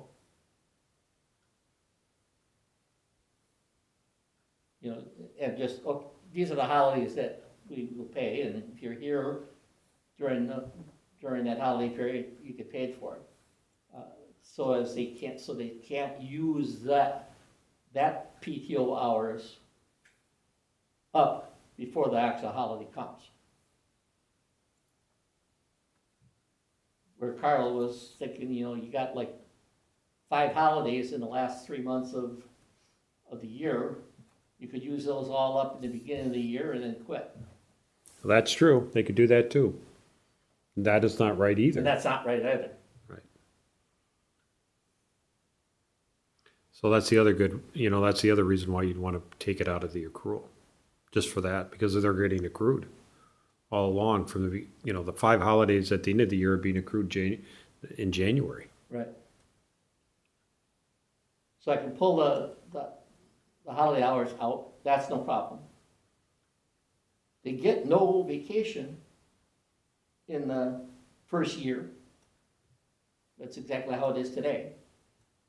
That's no problem. So they only can get a maximum of 36 hours of PTO time for the whole first year. And that is, you gotta work the whole damn year before you get 36 hours. Now, yeah, you could carry over all 36 hours into the second year, you know, and now you're starting out with a pad already. That's good.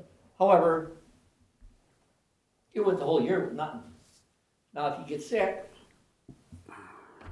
or you know, you wanna go do something with your family, can't do that.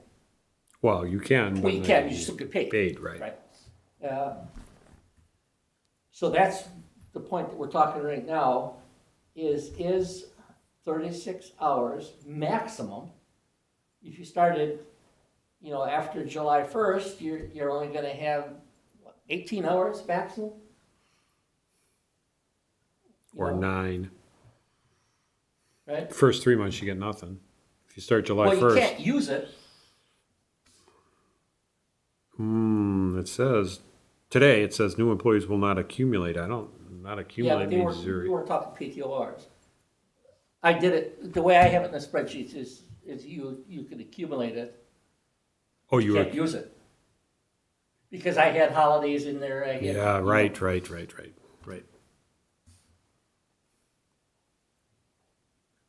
So maybe the solution there is to say, for new hires that first year, they ought to get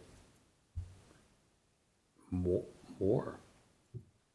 Cover sick days and maybe a little vacation. If you're not sick, you can take them as vacation days. Right, that's why They're if you call them PTO. PTO. Yeah. It's just whatever you PTO. have to use them for. And if you use up all your sick days, you just don't get paid if you take any other days off. That's your problem. And is 36 hours fair or enough? You know, it's what you get now.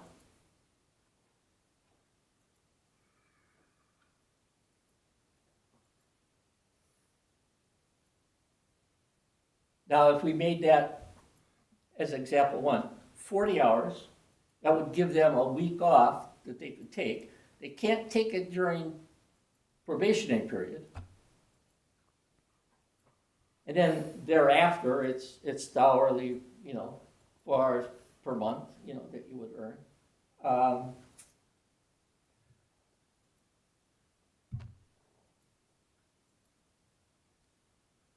I don't know what number people feel comfortable with.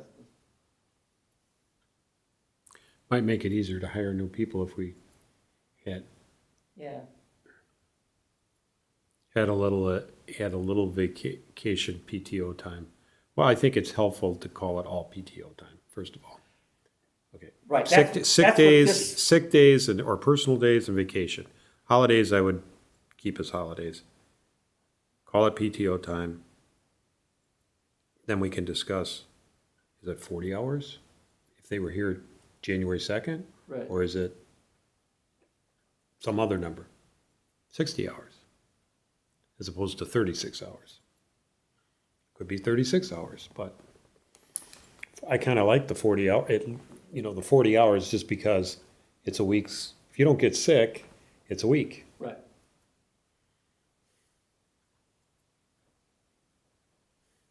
And you start accruing it the day you start.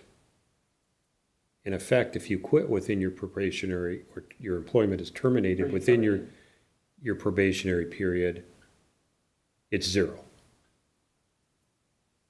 I guess we have to just make Well- sure that's clear, so that it doesn't get paid out when he's Yeah, terminated. either that or you don't accrue it and you just increase the amount that you do accrue. Accrue for that year.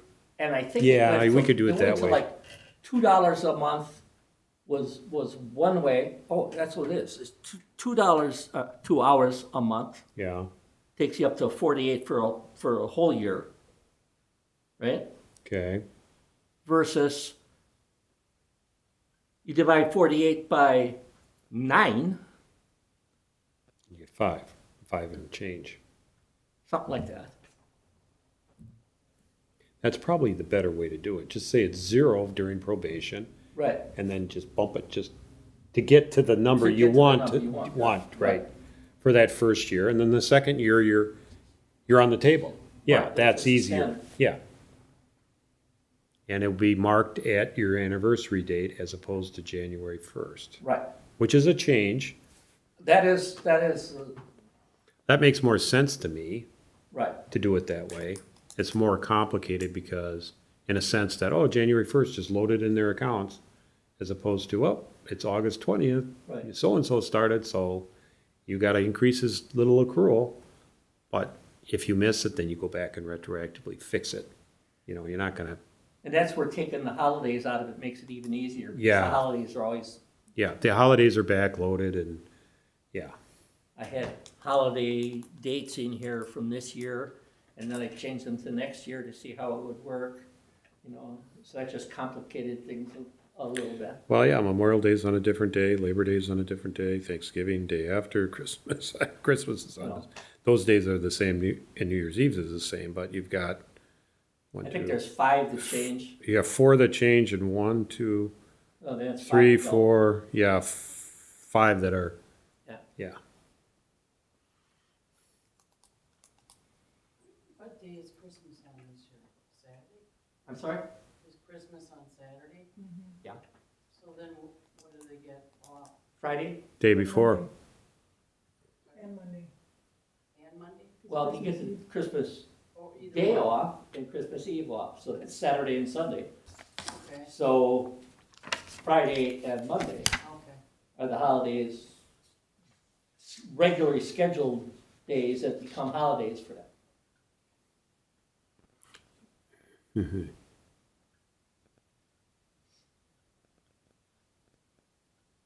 Yeah, I don't know, you just by administrative fiat say it's the next Monday, but that's not what the policy says.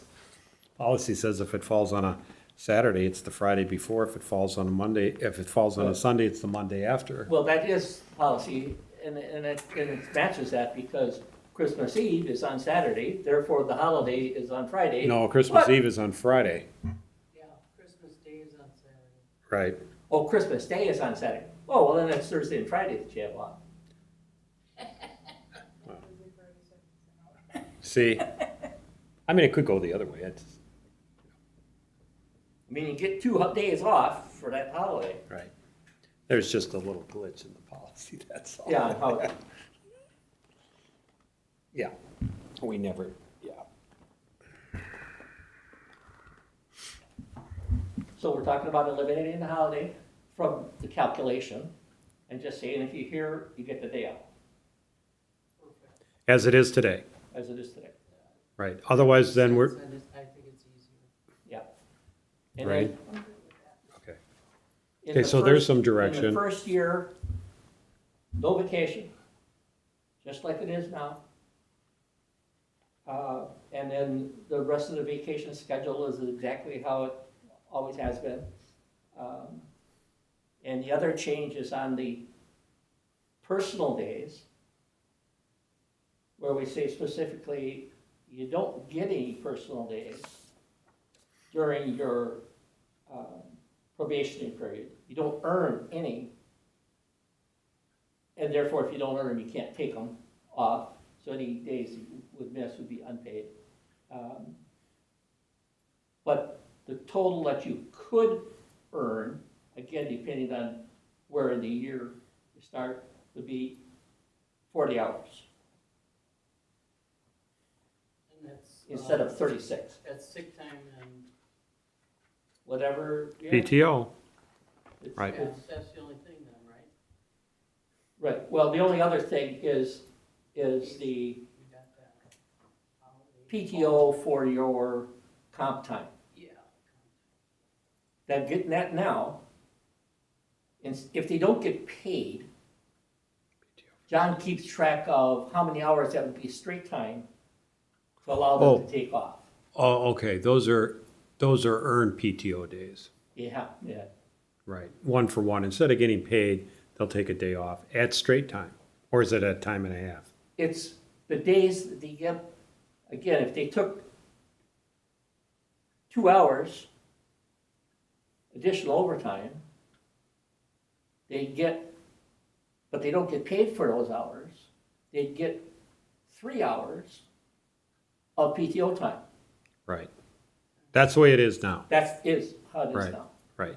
And what I was saying, they shouldn't be accruing PTO on top of that. So, whether they get paid or take PTO time, because they're not doing that now, that would be, to me, a Well, I little think you bit. have to pay them equivalent to Well, that's different. overtime because of, Right, I'm just talking about the accrual. I'm not talking about what you're talking about. I was, you earn them, no. If you earn them and you want to get time off instead of paid, that's fine. And right now, they work 2 hours, they can take 3 hours off, right, up to a certain maximum. right, 40. Right. What I was saying is, the rate you're earning the PTO at on a per hour basis should only apply to regular time, not overtime hours, because it doesn't apply to overtime hours now. That's what I was saying. Yeah, that's actually a different, That's different. That's what I mean. I already That's wrote a that one different. down, yeah. Okay. yeah. Yeah, and I have no problem with guys earning extra PTO time if they want to. Up to limits. I don't know how much they You know. do that, but they do. And Sure. the limit is 40 hours. We're right, and we're not, I would say that's, unless John comes back when you talk to him and say, can we get that to 60 somehow? Because all the guys Right. want it, or every department else allows 60 now, well, then we'll consider it. But 40, that's pretty good. That's another week's vacation, basically. And you only have to work, remember, I can do my math, 26 and 2/3 hours more Right. to get the 40, because it's that time and a half. So both of them are time and a half. Both, what are PTO both? And if they work overtime, they can choose to get paid at time and a half. Right, whether they get paid or bank their hours. Either way, it's still a time and a half. So there's no Time and penalty. a half equivalent in hours Yeah, Well, that they that's actually what I would get paid for in misunderstood. straight time. Yeah, right. And double time, on a Sunday or whatever. right, so in theory, to get your 40 hours of bank time, just work 20 hours on a Sunday or a holiday. So you can plow snow. Some of them snowplow days, he might. You plow snow Christmas and Christmas Eve, you got your 40 hours, Yeah. right? So then there's a plethora of changes that I need to make in the book. Some of them I've already made, some of them I haven't made yet, waiting on this discussion. But I'll have those ready for our next go with this, the next kick at the can, or whatever you want to call it. Work session. Work session. That sounds better than kicking the can. So the 40 hour, talk to John about the 40 hours of bank time. I always called that bank time, but, Well, that's, I Everybody refer to it as banked PTO. oh yeah, bank In here PTO. somewhere, You you call it that too. Okay, so yeah. I don't want to That's get kinda- confused on terminology. I mean, Yeah. And that's what I noticed, and even in the book, there was a number of places where things were called one thing and they were called something else somewhere else, Right. Right, and yeah, since we're on PTO, the bank time is part of it, to me. Although I don't know that that's going to be, if there's no changes, it shouldn't be controversial to anybody, unless you're Right. trying to get rid of it. Right. Then it will be.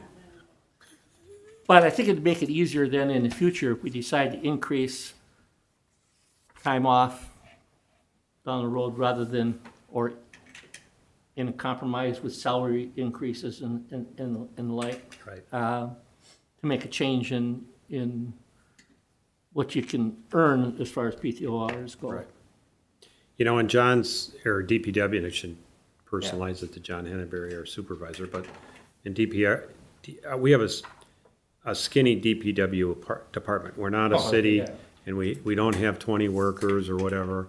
We have enough to fill out crews, and if guys are missing, it limits John's ability to schedule a full Yeah. crew for certain projects. So there is that, so we do have to be careful as a small Well, that's the DPW thing. department. When you think about a new person, and why he doesn't want to give them any time off, he's already shorthanded. You know, because they had to hire a new person. Now this guy doesn't know the route, doesn't know how to do anything yet necessarily.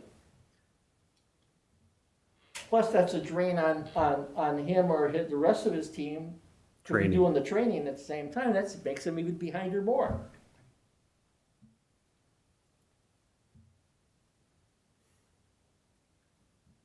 So to speak. Behind her. You betcha. Better, hey. I didn't put that in the minutes. It's on YouTube.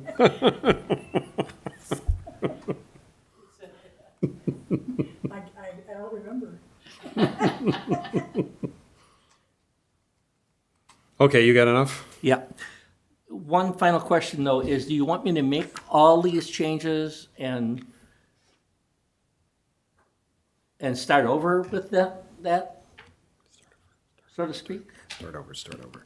Oh, with the presentation and going through it again. Yeah.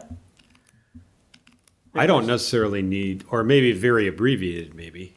I don't know.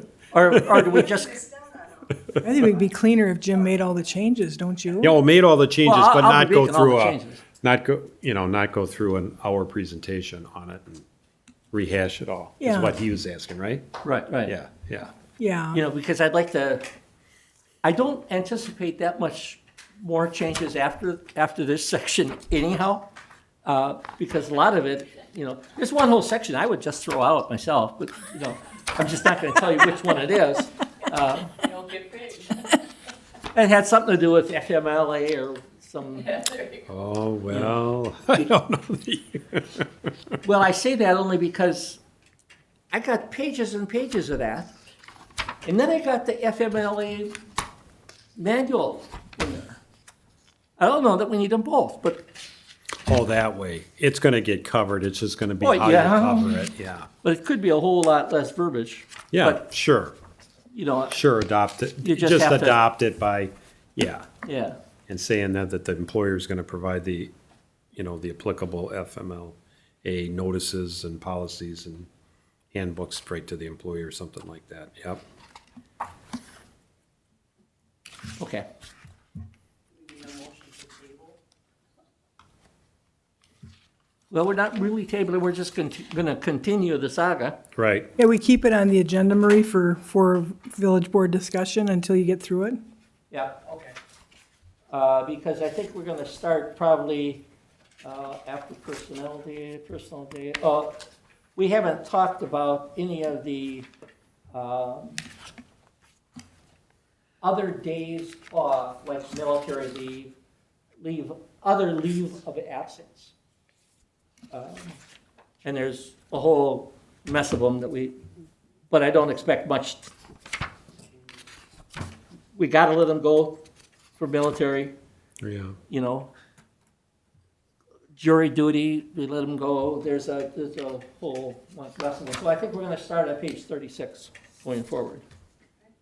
Right, military, jury, FMLA, funeral, all of that. Yeah. Yeah, I think the funeral needs to be changed. I don't know, I think I got personally carried away. And I saw that Marsek commented that 5 days was way too much, that was too generous. That I think they were recommending 3 days, I think is what Pat and Barbara both said. For which now? Funerals for, I think that first one. Oh, right. Yeah. Is that the spouse one? Uh-huh. Happened to be writing that one about the time John's wife passed, I think. Yeah. Yeah, and it's, But he could take vacation time, sure, which he did do. and maybe you would differentiate between spouses, minor and adult children, and parents. I mean, they're, Yeah. but yeah, that is generous. Now, in case of a spouse or a minor child, that to me is a little different. A minor child to me would be even, Oh, Yeah. I So- don't know how to deal with that, so. Yeah, so that's, voting leave, I don't know why unless that's some federal law, I don't know why you grant anybody hours off to go vote. And today, when you can vote anytime you want it, yeah, it's just like, We just used don't to get it, Ash Wednesday off. you know? Now, They used to. I saw more of my Buddhist and Muslim, but In the tavern? No, I'm kidding. Cigarette ads. yeah, exactly. Oh, boy. All right, well, But anyhow, I think that's where we should start, is on 36, and we can buzz through that. right, and there's gotta be some personal leave in here for no paid, and there's gotta be, you know, we gotta have some flexibility, I think, Yeah. so. But yeah, I mean, okay, well, we'll continue on. Number 7. To be continued. It's 8:55. Okay, we are going to number 7, correspondence, announcements and reports, village board president and village trustees. I'll start. I hope everyone had a safe and fun Halloween. We're changing our clocks this weekend. We did have a shared service committee meeting, trustee Solani and I, with the Village of Big Bend last week, I think it was, in between our last 2 board meetings. That meeting went well. Stay tuned. As far as future developments, those are in progress.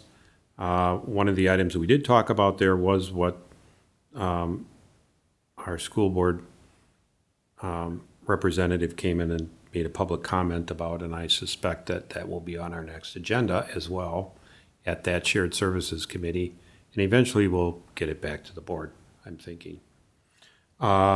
Staff meeting coming up, or no, staff meeting we had last week. We had a long staff meeting. I thought it was productive. Finance committee meets tomorrow to work on the budget, and we, with the board, Finance committee only tomorrow morning, 9 o'clock. And Finance committee only, but board members are welcome to attend. And then next week, Tuesday, 9 a.m. So then we'll go to village, that's it for me, village trustee, we'll go in reverse order. I do have one comment to make. I went back on YouTube to watch the October 21st meeting. It was painful. The audio is just, Is your microphone on? what can we do about Is your it? microphone on? Turn on your microphone. My phone is on. Okay. Yeah, because we're getting texts that they can't hear you or Marie. Hello? It's lit up. Can you hear me? Tap your button. Yeah. Tap up here. You ain't on. What number are you, Marie? I'm number 9.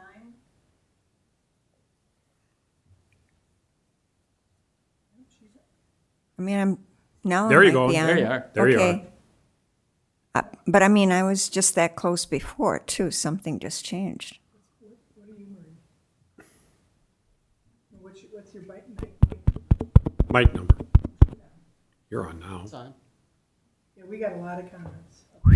We get comments all the time about not being able to hear what people are saying all the It time. wasn't. It wasn't silence. It was. Oh, it was awful. Just awful. So, what do we do about that? What are you pointing at?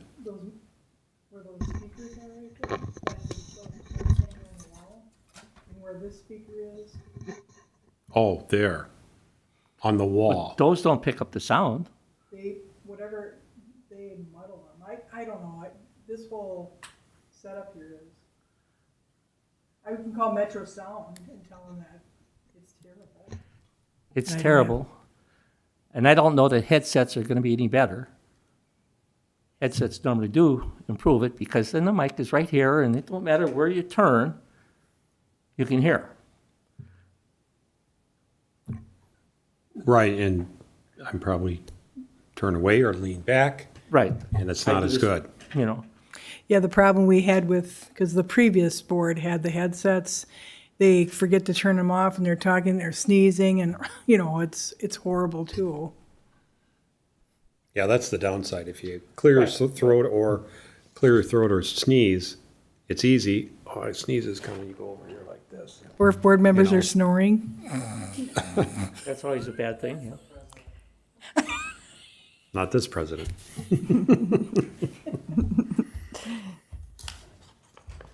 Anything else? No, Yeah, I'm not sure that's- the solution to that, other than to look into it. It was painful. I mean, I just had to turn it off. I couldn't stand it. Let's make, at the beginning of the meeting, let's try to everyone remember to do a mic check. And let's see how this meeting turns out on YouTube. Because Kay came in and I think she worked for 2 hours on resetting things, and so because she said the same, one of my staff members said it was horrible on YouTube, the sound. So I'm just as close as now, and the light was on the whole time. But now we can hear you. But now Before you we can couldn't. hear me, so Right. what changed? I don't know, you looked at something. Who's 8? Is anybody?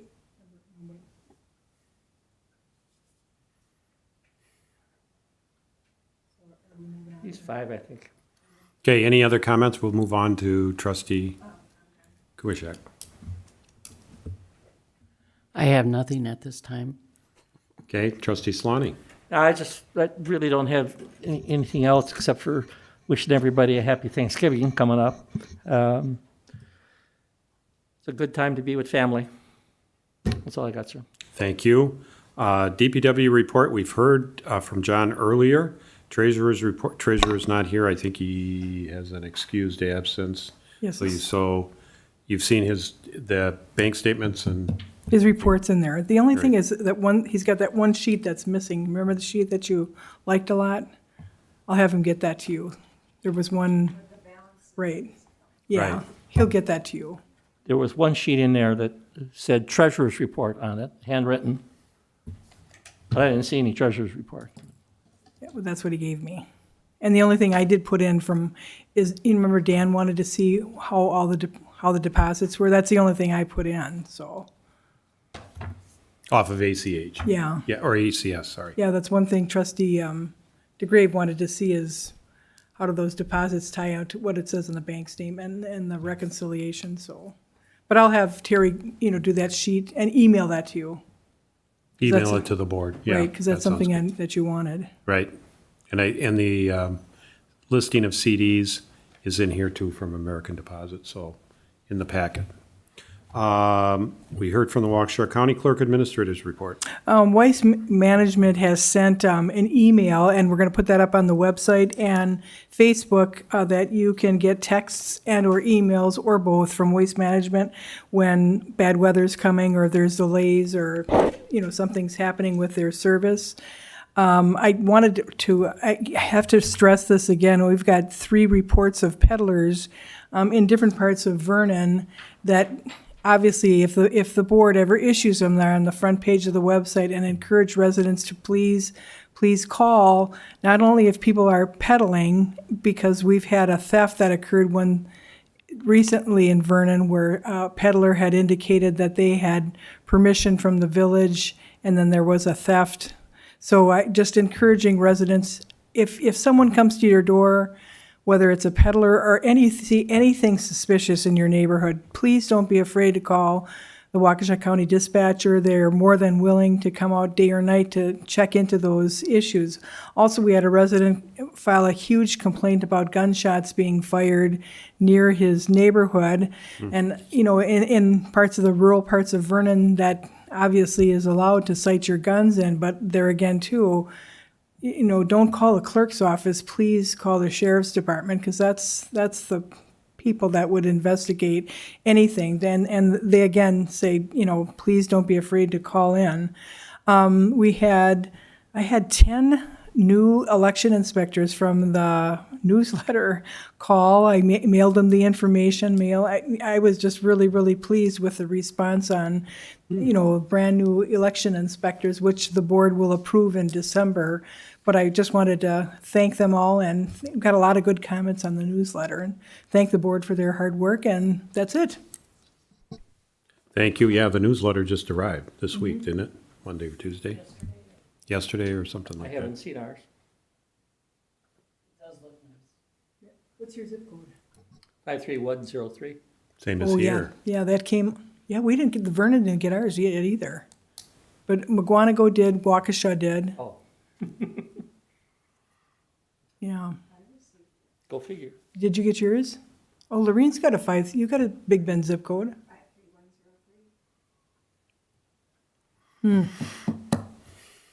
It's probably in the same area where that check from Total Mechanics is.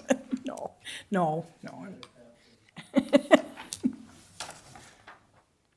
All right, we'll move to, is that it? That's it. That's Thank it, sir. you. We'll move to finances, accounts payable, November 4.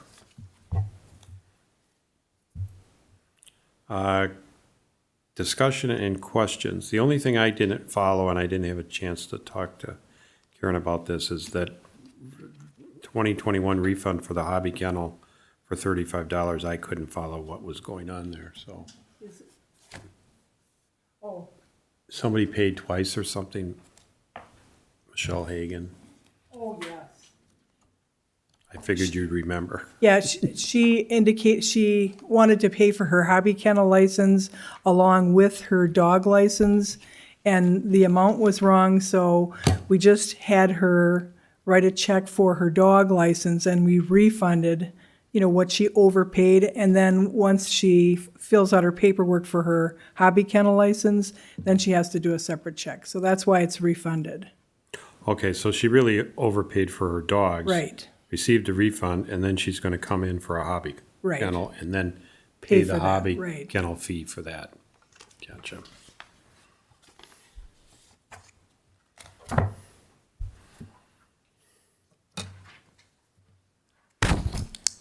And President Fortner, can you pass this around, because in the packet, I know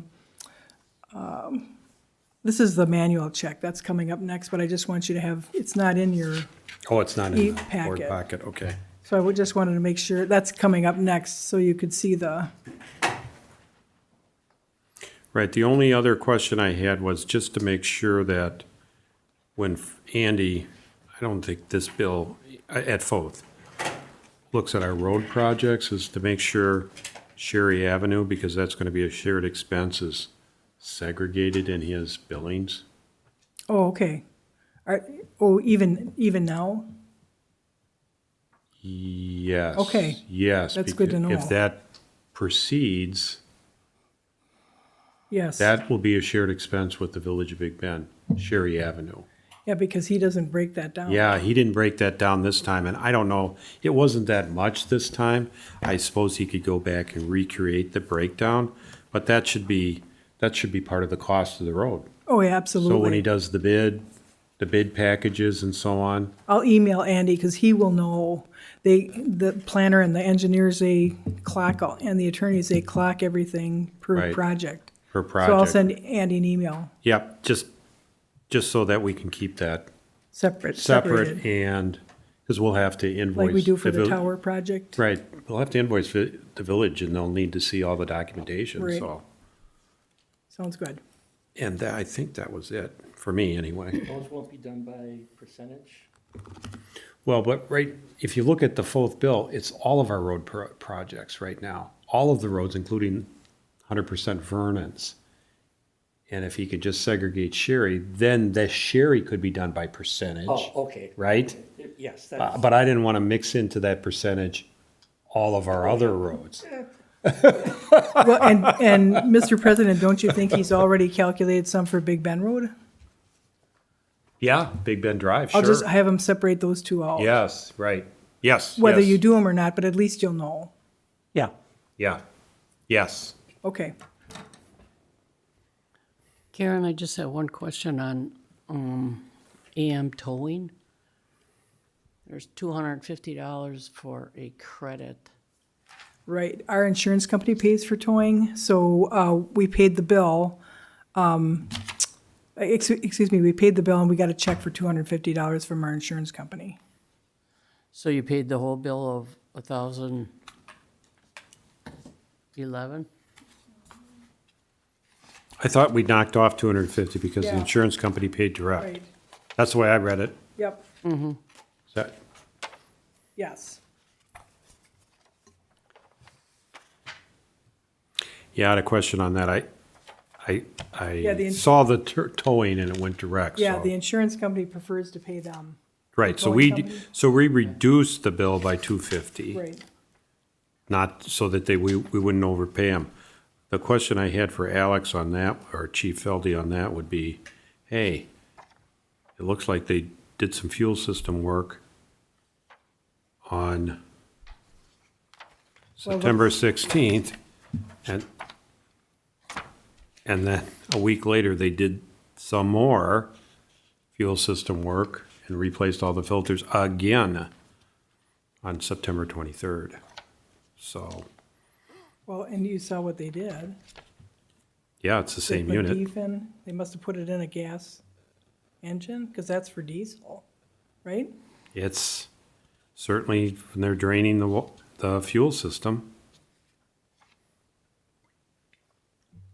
there's some bad fuel in there, at least some bad fuel, So when you anyway. talk to them, you gotta mention that. Hey. Yeah, it's what's going on here. Right, it's not that I'm questioning whether the work was done, it looks like it was. My question is, well, Why? why?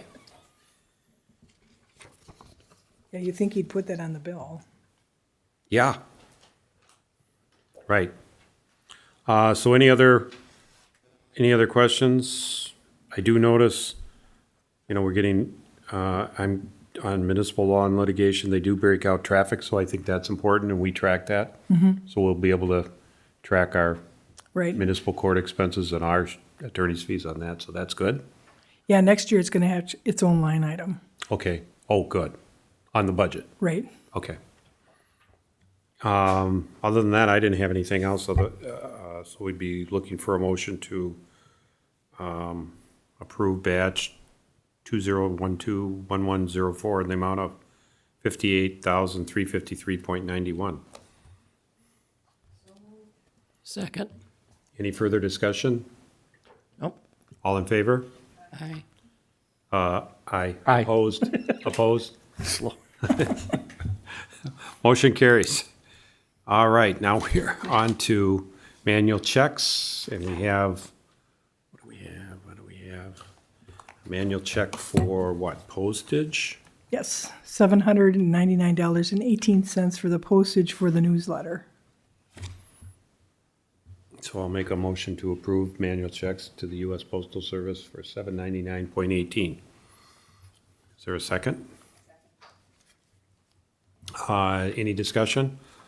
All in favor? Aye. Opposed? Motion carries. Set dates for future budget meetings. The proposal is November 9, 2021. That's Tuesday, 9 o'clock. And at this meeting, we need to finalize the budget so that we can, or at least the budget far enough so we can publish it. Is that right? So everything that needs to be done, so we can publish it, so we can actually go to, eventually approve it, December 2nd. December 2nd. So that's okay with me. Jim's saying yes. Yes. What will be on that agenda, any specific items? The whole budget. The whole budget, the big items would be the wages, compensation, raises, which we haven't talked about. Final capital improvement, final road projects. We've talked about road projects. I think we're probably close to final capital improvement. We've talked about them, or capital equipment, excuse me. What are the other big, I think that's That's it. it. That's That's it, really. And waste management. Oh, yeah, the waste management amount, and we're working on the tonnage and, I think I Right. got it, but Yeah. we'll talk about that at finance. yeah, the finance committee is meeting tomorrow at 9. The finance and board will meet next week, Tuesday at 9. We're trying to make your meeting short and concise. Shorter.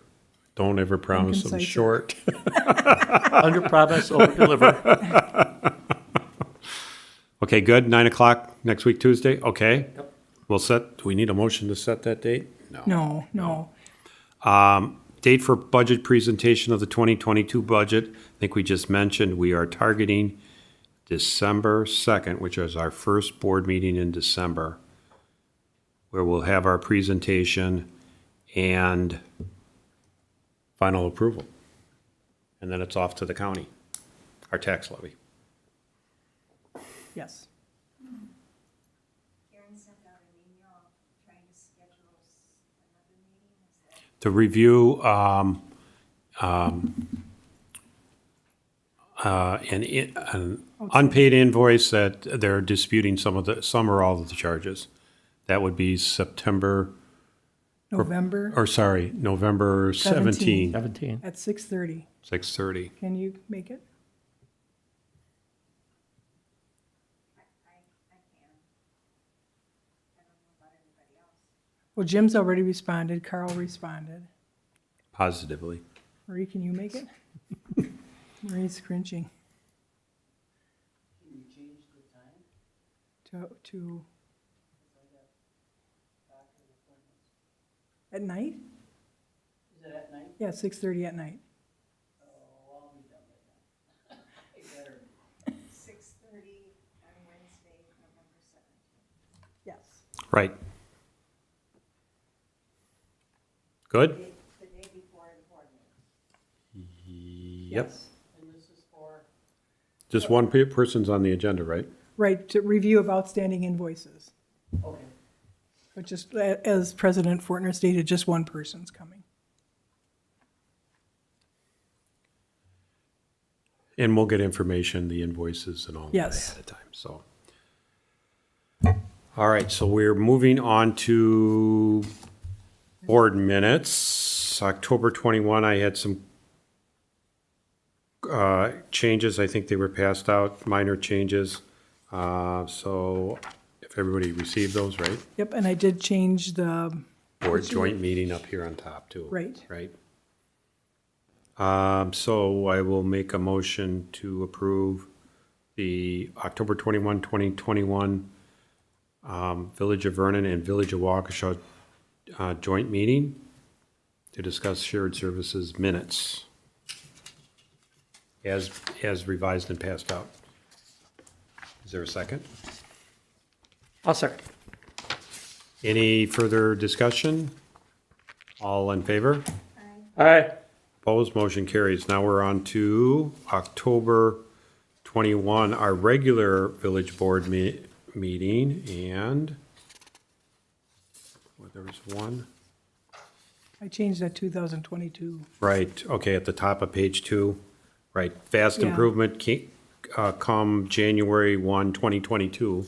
I wish it was 2 years ago, but. And the other little changes that I had. Yep. And the those are all number done. and everything. Yep.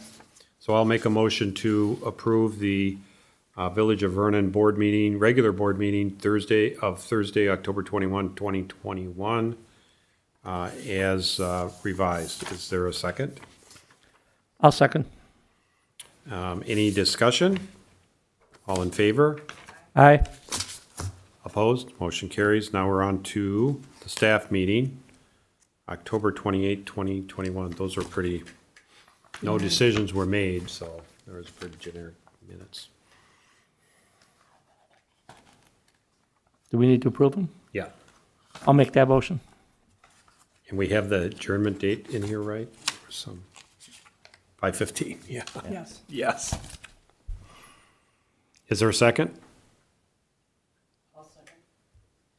Okay, any further discussion? All in favor? Aye. Opposed? Motion carries. Future meetings, we've got,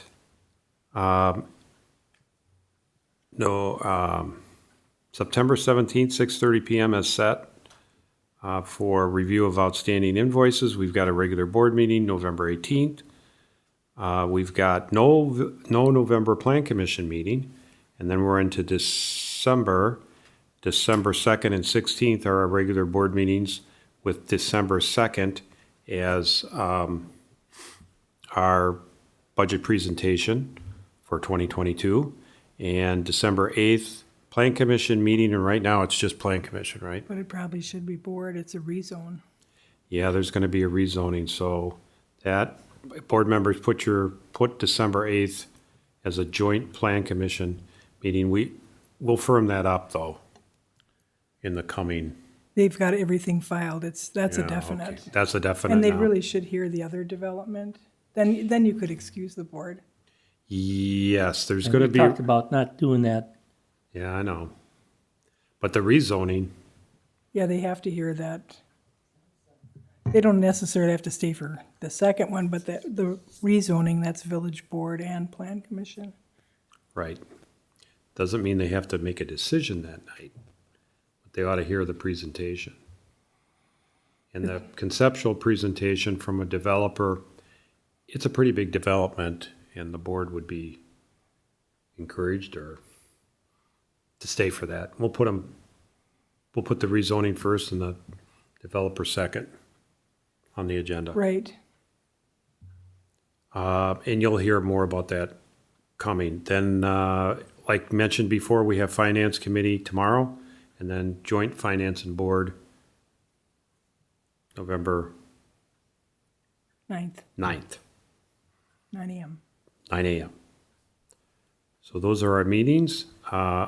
Now we're on to number 11, motion to move into closed session. I'll make the motion as I read earlier, and it's printed on the agenda. And that motion will, after a second, will require roll call. Is there a second? I'll second. Roll call. President Carl Fortner. Yes. Trustee Jim Sloney. Yes. Trustee Marie Kumarshek. Trustee Lorene Dashik. Mr. President, I'll note for the record that your village board has approved to go into closed session by a unanimous roll call voice vote. Okay, thank you. And for the benefit of the public, we will make any award for the assessment services in open session after we reconvene from closed session. Other than that, we will take 5-minute recess. Be back here at 9:30 for closed session.